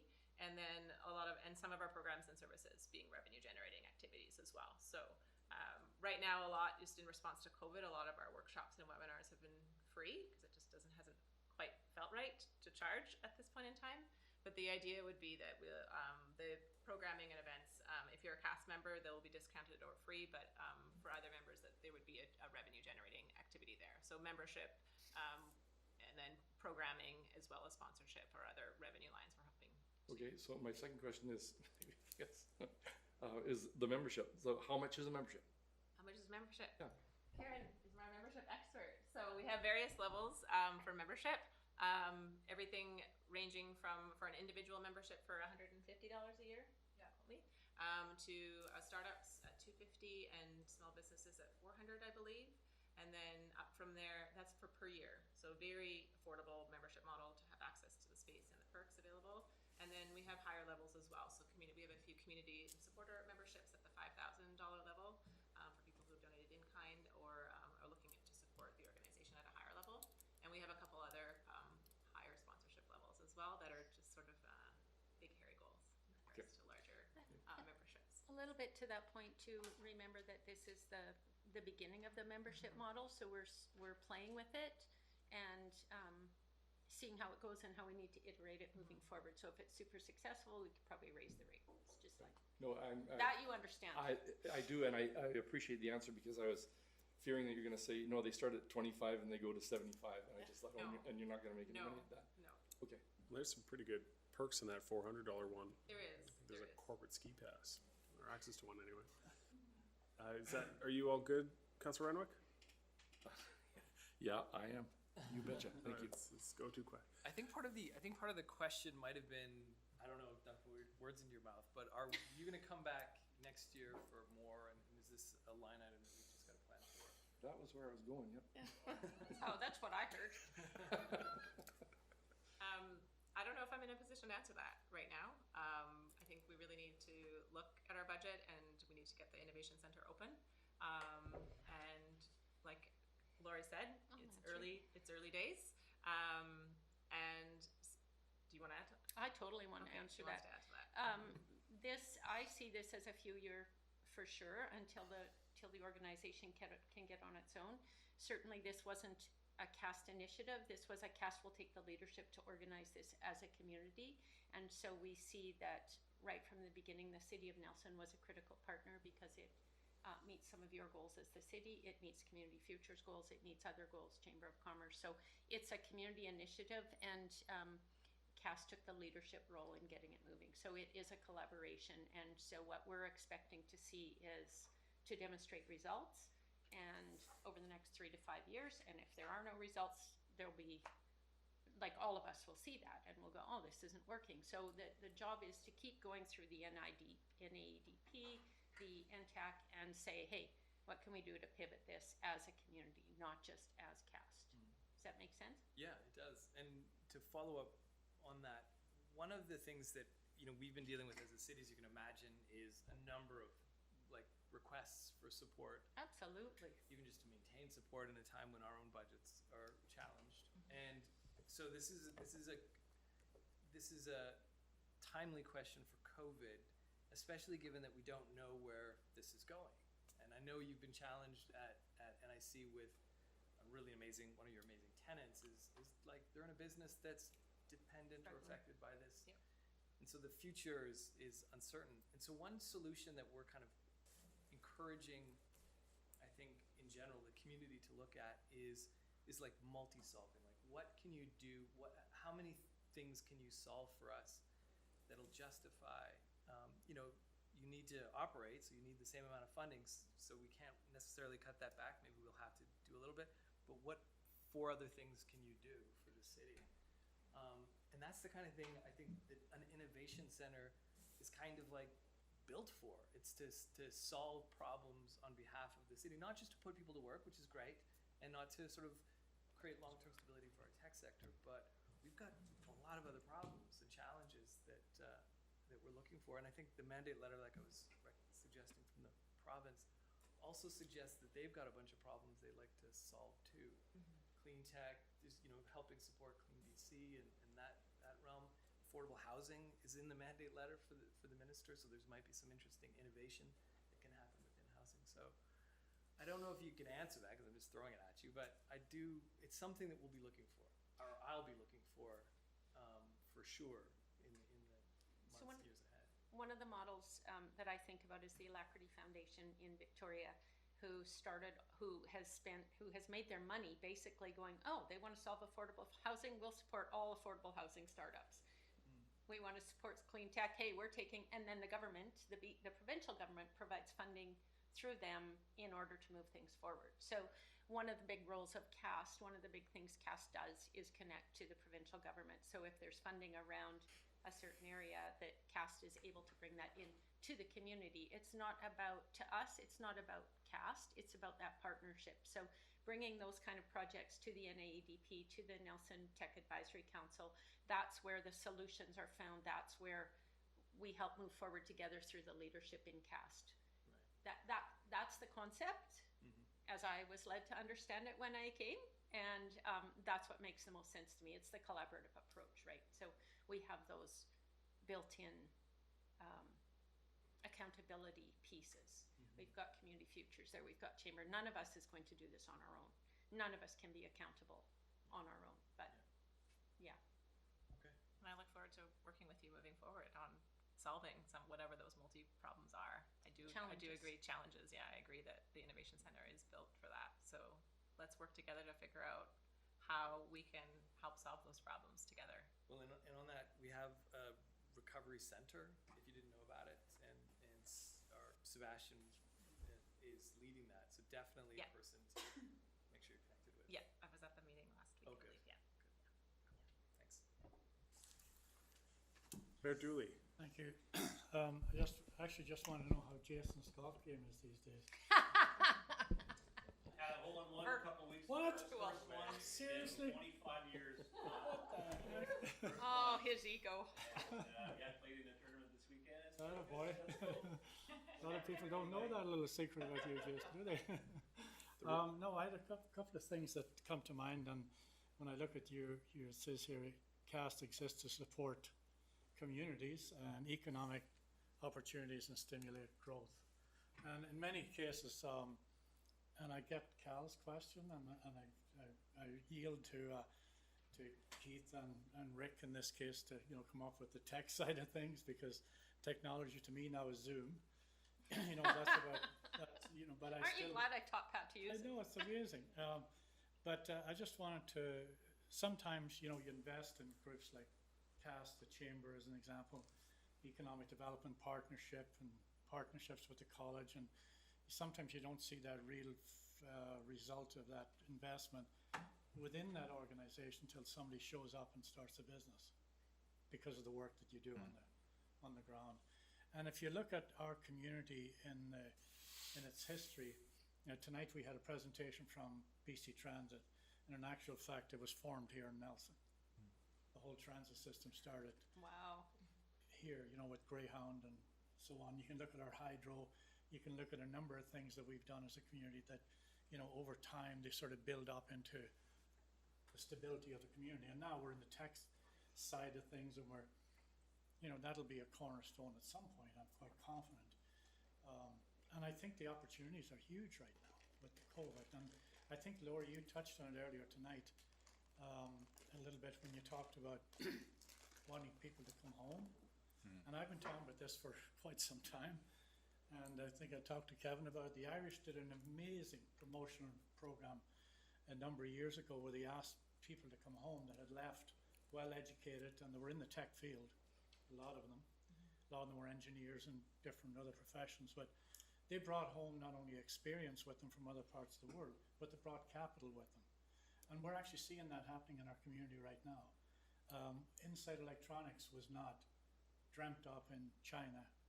It was actually two local people that started Inside Electronics. Why did they put it in Nelson? They didn't live in Nelson at the time, but they were born and raised here. And they thought, where would I rather run my business than in the West Kootenays? So they brought it home. The Malprass brothers are another example of that that's currently happening right now. And there are a number of other ones, like Klesnikov, a $25 million investment in his company. Your brother in the East Kootenays, I mean, need we say more about the incredible work that he's done over there? And I think maybe I just wanted to throw this on your table. And I know what you're saying about Vancouver, but how many people do we have from our catchment area of Cast that have left this area that are now doing terrific things throughout the world, and maybe we should invite them home? So it's not the Kootenay tech system, ecosystem, it's the next step. Yeah. Like where are our kids? Yeah, Well, in the exactly. school So system, I'm that's thinking, always you know, been a they can bring a lot with them, and maybe because of COVID, and because of where we landed in this whole COVID thing, everybody in this room here knows that we landed on our feet. You know, we paid attention, we cared about each other, we listened to the direction from the province, and where would you rather be today? If you turned on the news tonight when you go home at 10 o'clock or 11, where would you rather be than be in the East or West Kootenays? Really. And I just say to you tonight that maybe the engine that we need to help us get to where you want to go are our own people. You know, maybe they're sitting out there just waiting for somebody to say, come on home, bring your experience. Well, I think there's a real opportunity that you're speaking to, and that COVID has brought about, in that we're all learning that we can work remotely and we can work from home, and this sort of decentralized office environment. And we have great companies, actually. Alex is here tonight from Thought Exchange. They've always been a remote first business, and they have employees working from home in Nelson and Rossland and Vancouver. And there's a real opportunity now, I think, to draw not just people that used to live here home, but it's a really attractive region in regards to lifestyle. And we have that card in our hands to draw people in. I don't want to drag this out, but I just want to stop you in your tracks a little bit so we can move on. But I really don't, I've never believed that being rural was a disadvantage, ever in my life. So I think it's our advantage, and it's more so our advantage today than it ever was. And I hope going forward that you can keep those ideas in mind that you have, that when you reach out, when you're asking people to relocate to Nelson to start their business or invest in this area, or Kimberley or Cranbrook or Roslyn or Castlegar or Trail, they all drive us. That you're not asking them to come to a danger zone. You're asking them to come to one of the best places on earth. Yeah, agreed. And I think that's going to be our brand going forward. I'd just like to add to that, and that's a shout out for this community and the whole West Kootenays to Selkirk College. If you look at all of the colleges in our area, Selkirk College and Jason, you can stay sitting, don't get too puffed up. But Jason Taylor has done a heck of a good job in leadership through his digital courses, and now through Midas, watching our youth take on those courses and then become tech savvy. Much more advanced than other colleges, and so the education of our kids, this brings full circle to my passions. The education of our kids really matters. And that's one of the things I want to touch on and make sure we walk away from, because I've heard it from Councillor Lautenberg and Mayor Dooley and Woodward, is that as we invite that growth, that it's the kind of managed growth that connects the problems we have with solutions that are out there. Malpass is a perfect example of a son coming home, but coming home to help an organization step back up into taking over the Legion and bringing life back to that building. It was turning in on ourselves and looking for those opportunities to improve what we already have that made that relationship really pay dividends. And I want to make sure we're keeping that equity piece in clear sight for this invitation, because we are also a very attractive place for a lot of people, and I think it could be very easy to invite too many people, Right. too fast, too quickly, and I want to make sure we're keeping the sons and daughters that are here in town and in the Kootenay region and in our neighborhoods, and we're helping develop those skills and those entrepreneurs and solve the problems that we have here, and not inviting a bunch of new problems, which I think I see that from this board. Like, I see a lot of faces in the crowd here tonight, and I've heard it from you and with your rule first comments. So I think we are in good hands, and I thank you guys for coming tonight and letting us know what you're doing. For having us. Thank you for having Thank us. you. All the time. Thank you. Can we stand for just 2 minutes?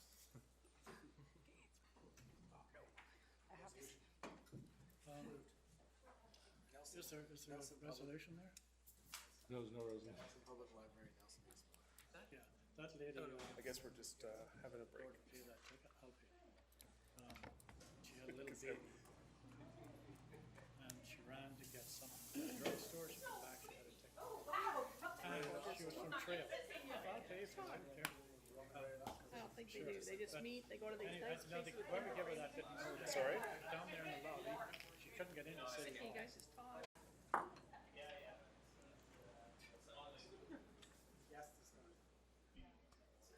No, we've got Paul. Paul's right there. Okay, so we just coming back from a quick little break there, a little impromptu break. So next we have on our agenda Paul Kelly, the Cannabis Business Transition Initiative Program Manager from Community Futures, is presenting to Council with regard to the program and its progress to date. And so I'd like to invite Paul up to the chair and give us your update. Do you have the Welcome. presentation in there somewhere? Yeah. Awesome. And Rick, could you turn the screen back here for the benefit of staff? Oh, but what about this? Well, audience, right You now. know what we're talking about. They can just see it. Yeah. All right. So yeah, it's about a year into our funding cycle now. So it's been a wild ride, let me tell you. So I'm not a cannabis smoker. I have tried over the last year to get high. Hasn't worked. That hair says that hair says it's true. Wrong brand. But my staff keep trying to encourage me, so we'll see how it goes. So why is Community Futures participating in this sector? So I think everyone knows that there's a lot of weed grown in the West Kootenays, and it is pretty much what Nelson is known for beyond the streets of Nelson. So if you said to someone in Toronto, where are you from? Nelson. Oh, Nelson, wink, wink. And it's a brand, really, and it's known worldwide. And what we need to do at this point is help people transition from the illicit market, where they couldn't write down anything, couldn't say anything to anyone, were really suspicious of government, to laying it all out for government and reporting on a monthly basis how much they grew, how much they discarded, where it all went. So it's a big cultural shift that we're trying to manage, and that's probably the biggest change for people. There's a lot of jobs involved, so we're going to talk about that in a minute. And they're well-paying jobs. So people in the cannabis industry are typically hired in, the first job you might be making 19 or 20 bucks an hour. Seasoned trimmers are making 25 bucks an hour. The people who know how to prune are making $35 an hour. So they're pretty good jobs. And so we're just going to go through some of the stuff that's happened to date. So really this program came out of what came from the Kootenay Cannabis Symposium that was supported by the NAEDP. Didn't know how it was going to go, right? So put some money on the table, invited some people out. 300 people came to the Prestige for that event. 300 people out of the woodwork to talk about cannabis economic development in the Kootenays, which was amazing. Our program came out of that, seeing that people needed help navigating that transition. So we put in a proposal through the Ministry of Social Development and Poverty Reduction. They said, how much do you need? And then they said, that's not enough. And kept encouraging us to expand the project to what it is today. We've had about 200 participants through various workshops, from really dry stuff like compliance and volume reporting. We had 125 people out for a workshop on volume reporting, which is pretty wild. We had WorkSafe out to talk about worker safety in cannabis cultivation facilities. We've had Health Canada here to talk about a lot of the myths that surround cannabis cultivation and compliance around the facility and the physical security measures.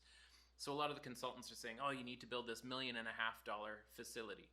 Health Canada is like, no, don't do that. And what they said is find the most cost-effective way you can build this building and get licensed, because that's how you're going to make money and make this business sustainable. And so just 2 weeks ago, we had a client licensed who has a mixed farm in Winlaw, and their total spend was about $12,500. And that's an outdoor mixed farm, not a lot of infrastructure required, put up a fence and transformed an asparagus patch into cannabis cultivation facilities. So, and that's what I think we're going to see more of in the Kootenays. So small scale, outdoor, because the costs aren't the same as doing an indoor. Throughout Canada, we've got 404 licenses issued to date. We're supporting 27 businesses through licensing in the Kootenays right now. We have 6 licenses in the Kootenays at present. So 3 standard cultivation licenses, which are unlimited canopy size. So Rosebud Cannabis Farm in Salmo. The Kootenay Outdoor Producers Co-op has 2. Actually, there's a third. There's another, there's one called We Grow in Creston as well. And then there's 3 micro-cultivation licenses. So West Kootenay Cannabis Corp in Caslow, Sweetgrass Cannabis in Weimar, and then Lono's Paradise up in Winlaw. Just funny how people come through this. So Gary's been a long-time medical grower up in Winlaw, runs an organic farm there, wanted to add commercial cannabis and industrial hemp to his program. And so we applied for everything for him at the same time, walked him through the process. We got to the end where you hit the button, and he's like, why does this button say submit? It should say apply. And he was the one who received his license just 2 weeks ago. So great success story there. We've just received some additional funding. So as we got through our first few months, we realized that our program was lacking in certain areas. So as we talked to people, as we delved into the licensing piece, we realized that people needed support past licensing. So into the standard operating procedures, into drafting the operating procedures themselves, and then into following them. So exactly what does that mean from a compliance perspective? So it's that aftercare piece that we've been able to add through this additional funding. And we've hired an admin assistant, Chelsea Gooden, to focus on that and help ensure post-license success. So again, it's that cultural shift, not just getting the license, but knowing how to meet the regulations, building that into your day-to-day habits so that you can keep that license and stay in compliance.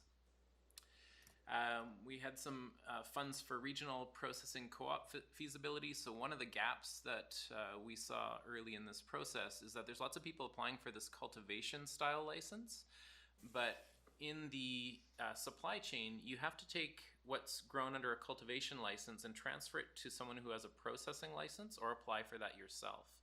And from there, you can actually package the product, apply a federal excise tax stamp, and move it on to the provincial distribution branch. So one thing that we're looking at is the feasibility of a local processing cooperative, where all the growers would be members of that cooperative. They would share in the cost of that facility. share in the labor, share in the administration, share in the quality assurance, and start to pool their resources. Because it is laborious to do all that documentation and it's expensive to get the equipment, it makes sense. Like an agricultural processing co-op makes sense. The dairy farmers do it, the orange farmers do it. So why not cannabis farmers? So if it all happens, it would be the first of its kind in Canada, if not the world.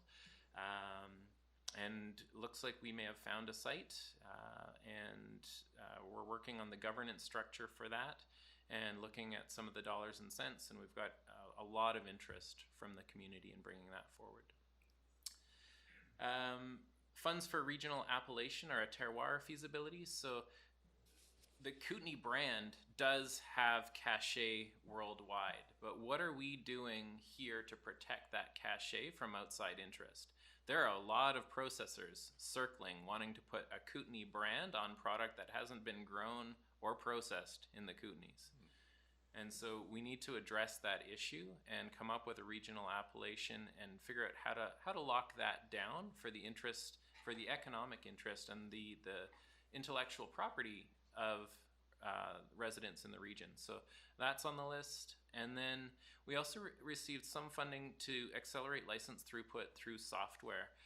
So there's a fellow out on Vancouver Island who's developed a really tidy way to process and generate license applications. So we're partnering with them at a reduced cost to help drive some of these numbers through. And whether we'll have the numbers or not is something else that we're going to talk about shortly. We've been a really friendly point of contact for Health Canada, the BC Cannabis Secretariat, and the Ministry of Jobs, Economic Development and Competitiveness, because we're pooling the information from about 30 different businesses, and we can kind of see what the trends are. We have been interfacing a lot with government just on the policy advisement piece. So that's another piece that we didn't have really the dollars or the time to do under the last budget, but these additional dollars allowed us to hire someone to actually address that for us. In this year, we've seen a lot of ancillary services, so the picks and shovels in the gold rush. So equipment manufacturers like Kootenay Filters, who's moved into the Grom and Narrows mini storage building, came out of the employees who got laid off with can filters. They are rocking it. They have an industrial manufacturing facility there that's doing odor control and environmental control. And they are doing extremely well. I think they went from 0 to 16 staff in a year. So if you're looking for companies to watch, that's one. Greenlight Solutions, who bought out the can filters building, they're gearing up. Valid or Prism Manufacturing has moved an office, or has created an office here. They're based in Salmon Arm, but they've created an engineering office here with targets both on the automotive control sector, but also their Prism side is focused on the cannabis sector. And so we're going to see some development in tech there. The epoxy floor coating companies are going really, really well because it's a nice, tidy surface for these facilities. Contract farm labor companies starting up, soil amendment companies starting up. Equipment retailers are benefiting from the refit, so Pacific Northwest Growers Supply. HVAC and mechanical contractors are doing really, really well right now. Electricians are doing well, architects are doing well, lawyers, accountants, bookkeepers are getting flooded with all these people who existed before but had never run a legitimate business. And so all of these professional services are suddenly required under this new model, so they're doing well. We had a software company move in. So through CAS, they had the VAP Venture Accelerator Program. A company out of Vancouver started interfacing with us because they were interested in how they could help the micro cultivators here in Nelson. And just last month, the owner of that company moved to Nelson because of Nelson's cachet in the cannabis community and the support from CAST. So when you're talking about collaboration, that's a cool one. And they are they're looking for investment.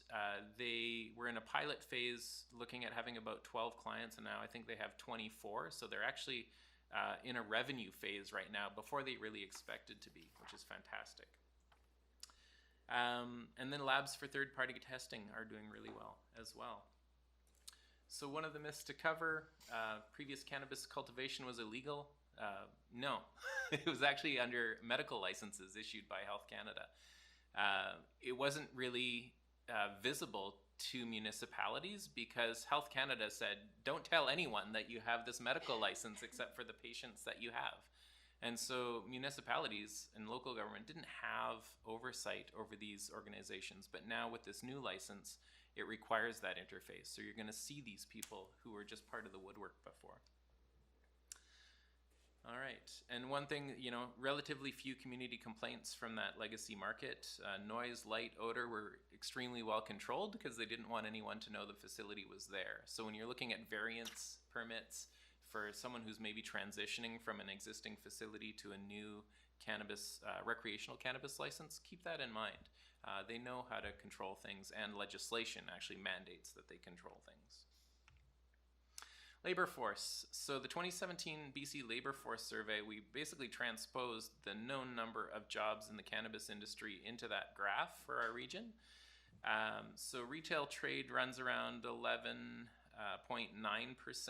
of the workforce. Cannabis industry is about 11.7% of the Kootenay workforce. That's a big number. And that's just based on 2 to 3 people per micro facility that we know existed prior to legalization. So bigger than healthcare, bigger than construction, bigger than mining, bigger than manufacturing. Double forestry. Yeah. And the dollars from the industry are higher than forestry too, in terms of the sales revenues are actually higher than forestry. And then mining oil and gas numbers from the East Kootenays predominantly too. Yeah. Yeah. Little tiny trees. So early assessments from Tracy Harvey, who was doing her PhD for the University of Guelph, that 28 or 30% of the local dollars in the economy were actually tied to the cannabis trade. And a lot of those trades that we talked about, HVAC, lighting, electricians, a lot of it was kind of hidden, but the dollars were definitely there. Cannabis Act basics. So you need to have a license to grow, package, process, sell. There's higher build-out costs for indoor. So before you could get by on a shoestring because there was no oversight, but now those indoor facilities have to be GPP compliant. And so they are a little bit more expensive to build.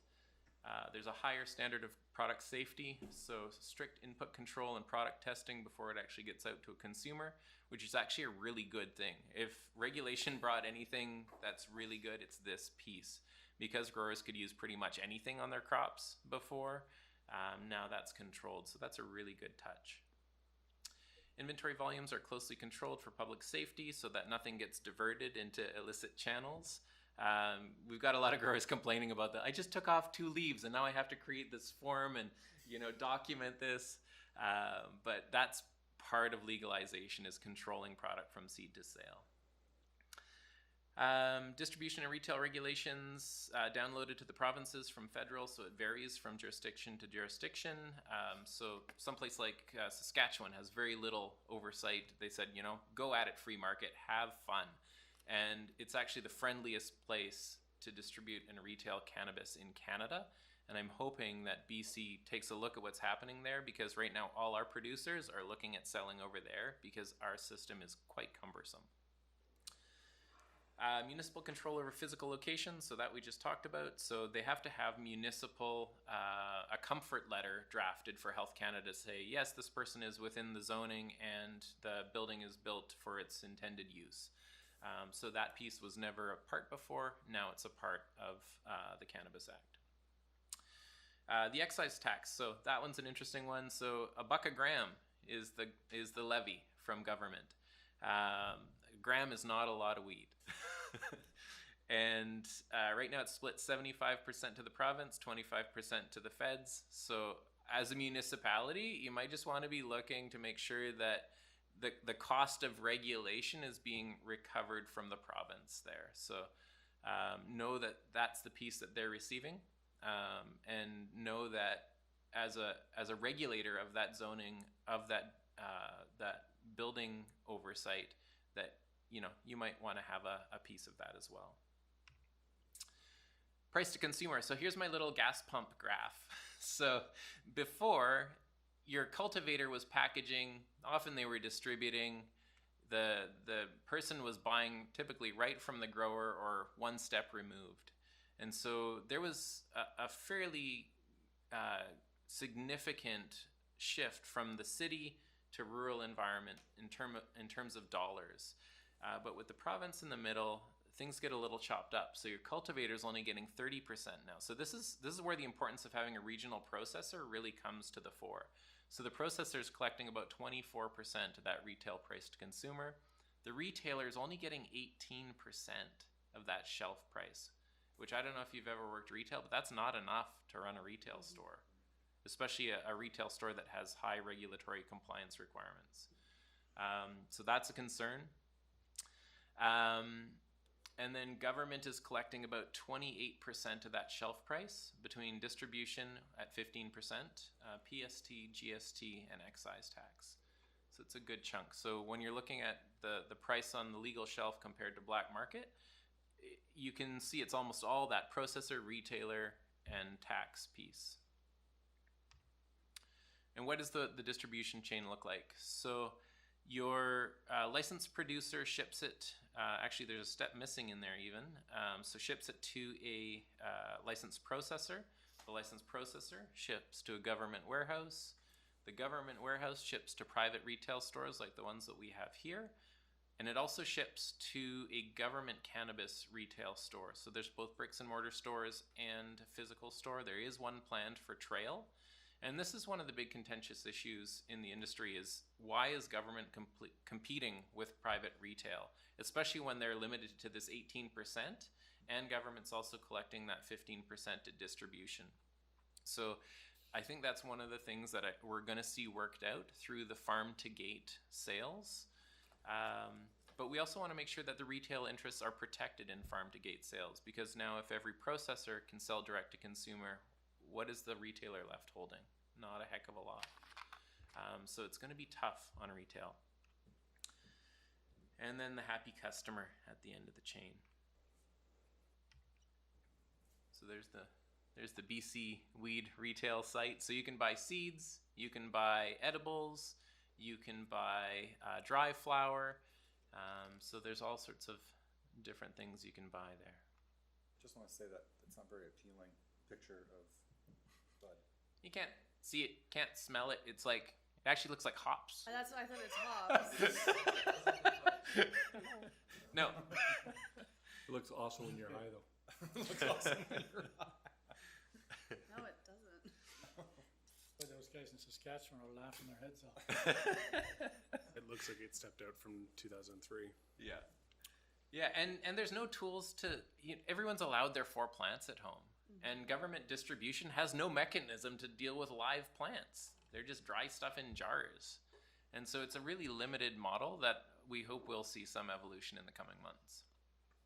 So business models, there's a micro scale cultivation facility limited to 2152 square feet. There's a standard that has unlimited canopy size. There's processors, both the micro licensed processor that can only do under 600 kilos a year, and a standard processor that can process up unlimited kilos per year. That facility there, that's typically what something like this would look like. Nothing too complicated. Inside something like this, in the current environment, this fellow would be wearing a beard net, a hair net, and gloves because they're trying to prevent any contamination to the plant of human pathogens. And so it actually makes it a really nice COVID-ready business model as well, because everyone's wearing PPE, they're all socially distant, and actually during COVID, cannabis sales have increased dramatically, as have liquor sales, but it's one thing that is proving COVID-proof, recession-proof. People want their weed. All right. One of the models that we've seen come up in the last year is a greenhouse model, so a little bit less in terms of infrastructure cost. Light deprivation will get someone 2 crops off a year, which is great. And it's probably the best way in for someone who doesn't have access to capital or a lot of land base.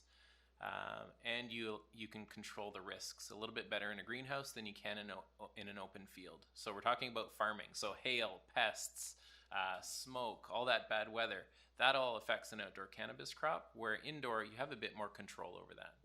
Not 100% like you do, well, nearly 100% like you do in an indoor facility, but you have a lot more control. Licensing challenges, so needing a built facility prior to licensing. Criminal record check is a long process, but I'll let you read through those. Market opportunity. So what's been out on the market hasn't been the greatest quality, and you'll see our local growers coming online with their traditional amazing product, and it will be really well received by the market. Pricing. So those that are coming forward with competitive pricing are going to do well. That's again where the co-op model could support this. Medical customers underserved, so what they see in a retail store might not actually be what they need, and so there's going to be sort of a return to a bit of that medical model. Cannabis was declared an essential service during the pandemic, which is pretty neat to see. And the municipalities that are enabling cultivation and processing are going to see jobs and revenue, and the ones that are still trepidatious or don't understand what the actual risks are going to be hands off, and they're not going to get that level of job and revenue generation. Cannabis tourism, our region's known for it, tourists ask for it. US visitors buy a lot of it. If you talk to any of our cannabis retailers, they were hit hard by that border closure. It was mostly Americans in our retail stores. So my heart goes out to them. There's not a lot we can do about that, but they did take a hit there for sure. And there we go. Cannabis in a nutshell. Questions? Councillor Woodward, All right. off with the first question. Thank you. It's got notes. So I was wondering about the growing. Are you sort of seeing this area as a brand that grows for kind of a global market, or more of a Canadian, North American market, or a local market? And I just think about the challenge with this area, of course, is shipping things out is a challenge, and so lots of businesses do well with online work because it's easy, but shipping and receiving in the Kootenay is a challenge. Fortunately, the product's extremely light. Yes. And ships well. Yes. And our growers are actually quite experienced moving product across international borders. Sure. Get that.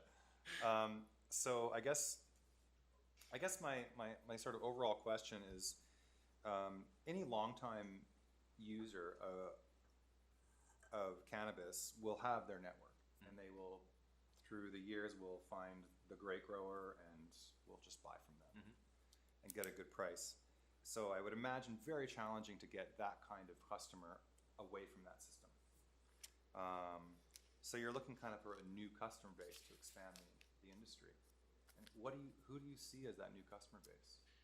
So I'd actually go back to the original customer. So I think the new model of the new customer isn't working out so well. That's what the Auroras, the Cannabis, that's what they were all targeting, was this new customer, not the person that was moving through 30 grams a week, which is actually what you need to sustain some of these businesses.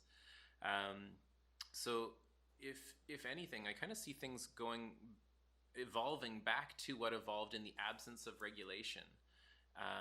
And it was probably the closest thing to pure capitalism there was. And so the growers were interfacing directly with their retailers. The retailers knew who they were. They could tell that grower's story to the end consumer. And that model that existed for 3 or 4 years here was actually lucrative for everybody. And if you put $1 tax on that relationship, it would still do well. But where we've moved, what you're saying about separating grower from processor, from distributor, from the customer, that supply chain, I don't think it's destined for success. And so the new customer might dabble, but they're not going to use as much product as the former customer, as the medical customer. And that medical customer is really the one who's been hit hardest by all of these transitions. And I think for our region, they're the ones that our growers still want to service, because there's, the pain relief piece, the respite piece, those are the people who use the most cannabis, whether it's edible or whether they're smoking it. It's where the volume's driven. And I think we're going to see the return. So the local cultivators believe in organic. They believe in outdoor. The medical consumer appreciates that stuff. And and I think we're going to see a return to that, and hopefully it's through the legal channel, because if not, it's just going to stay through the illicit channel. Right, sorry, one more. You know, as you know, somebody who is a longtime user, you know, I guess the ideal situation was they'd go to a retail shop, they'd have a beautiful selection of locally grown organic cannabis at a good price. But I just feel like until that happens, I would imagine the person who you're chasing, that customer you're chasing, who's a moderate to high end user, will have their networks, and so it's like you really have to develop a system to cater to that person. Otherwise, who are we catering? And I think that's what you're going to see through. So if we can get the regional processing cooperative going and get a medical sales license for that cooperative, it achieves both things, both the relationship and the product you know as a end user, but it also allows that grower to go legitimate and get the weight off their back. Like all the growers that we see come through our office are doing it because they don't want to be looking over their shoulder. They don't want to have their kids taken away. They don't want to risk the capital investment they're putting on the line to grow illicitly, so they want to grow illicitly. That's really the trigger that we find people are coming into the office with.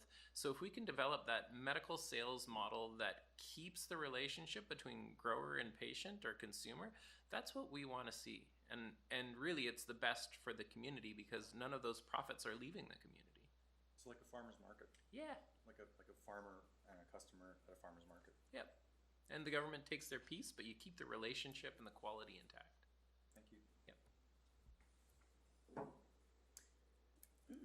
Councillor Anderson. So then within that model, it kind of removes most of the demand for the local retailer.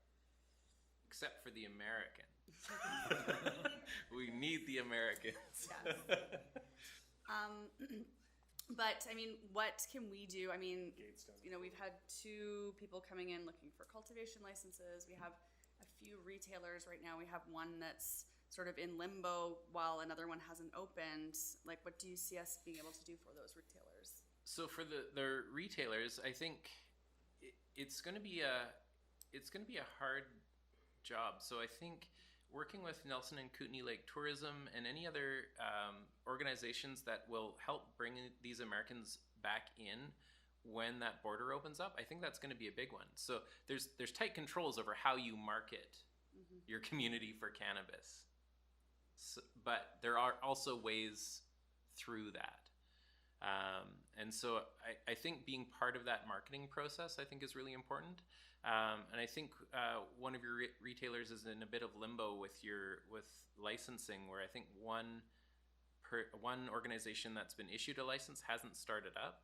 So just making sure that there's some sort of timeline that gets associated with that. So if you've got a local who's actually able to make money through this process, see if you can get that license back for that local organization. I think that's a great step that you can take. And then the variants or zoning amendments that allow some of these cultivation facilities in the multi-use areas. That would be the other piece of just being collaborative and working with them in the process. But yeah, getting the Americans back for the retailers. It wasn't the local users who are shopping in the retail stores. And it's, driving that American volume back in that I think is going to be really important for them. Thank you. Just looking at your list, I'm just trying to square this whole thing around here. So it says here you have a criminal record check, right? So how do you, I mean, if you've been in a black market for 30 years, clearly you're going to fail a part of the check. So what the RCMP and Health Canada are looking at are ties to organized crime. All right, okay. If you were a cultivator 20 years ago or 10 years ago and got caught, you're still going to get a cannabis license. Okay. If you were caught supplying the Hells Angels, you're not getting a cannabis license. Or if you were caught with harder drugs than cannabis. Or if you've defrauded the Queen. So on top of the criminal piece, If there is any white collar crime, you're not getting your CRA cannabis license, which is another piece of this whole thing. So if there's any history of fraud, you're not applying What excise if you didn't stamps. pay your taxes? Not defrauding the queen? That could impact your ability to get a CRA license. Yeah. So how will you declare your taxes in the first place? A myriad of ways. Just Yeah. trying to understand how this. Yeah, you'll have to talk to our credit unions and our accountants as to how that money got into to the accounts. Or not. Or not. Yeah. So it's probably not that easy then to actually filter through the whole scheme of things, right? It's not easy, Is but that why that's why our program sometimes exists. people showing up here wanting to sort of build these facilities or pull these groups together and Yeah. different groups together? So typically you're getting people who have some administrative skill partnering with someone who has cultivation skill, maybe bringing in someone who has money. And those are the collaborations that you see really working out in industry. If someone just says, "Oh, I've got lots of money and I'm going to make more money growing pot, but I don't know anything about it," those are the businesses we see fail. So yeah, it's there. When we talk about a collaborative environment, it really exists here. What happened to big players that went up and then just collapsed? So that's exactly it. So they were looking at fast returns. They were looking at an industry that was early in its infancy. They were building out capacity to create share value, but they really didn't have a product to speak of. And so, it's almost like anything. Unless at the end of the day you have something of value that someone wants to buy, you don't really have a great business. Where we know that people want to buy this crop that has a high value, and we're just navigating the regulations to get there. Sounds like part of the tech sector. Yeah, identical. And it's going to happen with psychedelics next. It's unfortunate that the government stuck their nose in as far as they did, like for revenue in the early stages, before they sort of got things off the ground. And I hope that there's appetite for adjustment, and I think that there is. Because no one knew going in how this would work out. But now with a year and a half under our belt, I think we can see, okay, this needs tweaking, that needs tweaking, and I think... Some money or no money now. Yeah, Really, exactly. Yeah.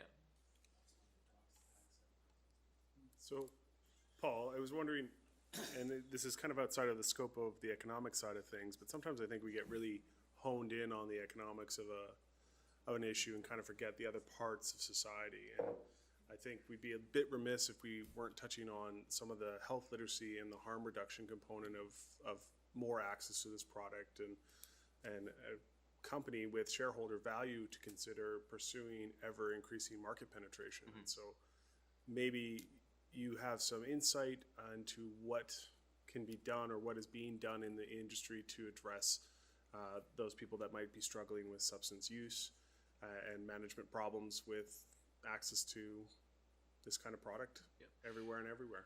So right now the statistics are showing that there isn't an increase in use across Canada. So the number of people who are using cannabis reported before 2018 is pretty much identical to the number of people who are using it now. There's just been a shift in where they're obtaining their product from. Smoking's bad. I don't think you're going to see a lot of cannabis producers or marketers tell you that. So that's why we have Health Canada. That's why we have government oversight. There needs to be more done in terms of education. I think the edible side is another story, and the CBD side is another story. So it's not just about smoking weed to get high. Yes, that's a pretty big part of why the industry does well. But when you look at the pain relief, when you look at CBD for inflammation, it's pretty amazing what the plant can do. And those pieces, I think, are health positive. And so there needs to be a balance between educating people on the dangers of smoking and then all of these health benefits that the plant also comes with. And it actually seems wrong to apply an excise tax to something that has health benefits when you're talking about low THC cannabis. And so hopefully maybe that's another place where we'll see a tweak in policy so that it's actually taxed based on THC and not taxed because it's cannabis. As long as it's not medical. Interesting. you. Can I ask one more question? One more question, Councillor Woodward. I've heard a lot of this idea bandied around the kind of, the craft brewery or the craft wine industry or the craft spirits industry, and then we'll just do that same idea with craft cannabis.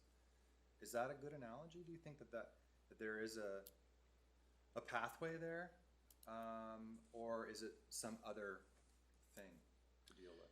I think it's a pretty good analogy. There's a lot of adjustment that needs to be made in provincial policy to allow for like a local on-site tasting room and development of brands. Like the marketing restrictions around cannabis are really difficult to navigate, and it's really difficult for a cannabis producer to actually differentiate their product. So I hope there will be some relaxation in both the allowance for consumption at a site and farm gate sales to allow for that. I think it's a pretty good model, and it would be nice to see it get closer to that. Should have electric bike tours. Yeah. As long as you're not operating that bike impaired. I think the thing to keep in mind was, government feels alcohol has been a huge failure, and they don't want to replicate the alcohol model. It's the #1 health problem in the world, alcohol. I think they feel cannabis is, it's less dangerous, but they definitely don't want to replicate the failure of alcohol. That's a good point. Speaking of alcohol, So, to that point, you did touch on psychedelics. What work is being done in that domain, and is that somewhere else that Nelson might end up being a leader? Yeah, so I think on the coattails of cannabis, if we can pull this off and navigate that environment, that is what's next. We're going to see the whole pump and dump thing in the public stock markets, but I think locally there is an acknowledgement of what plants can do. There is local expertise, there is local cultivation expertise, and we're probably going to see that next. But again, it's going to be this like long, steady growth after this big bump and dump of the public markets. Okay. Thank you. Excellent. Thank you. Thank you. Paul? Thank you very much. Thanks. Okay.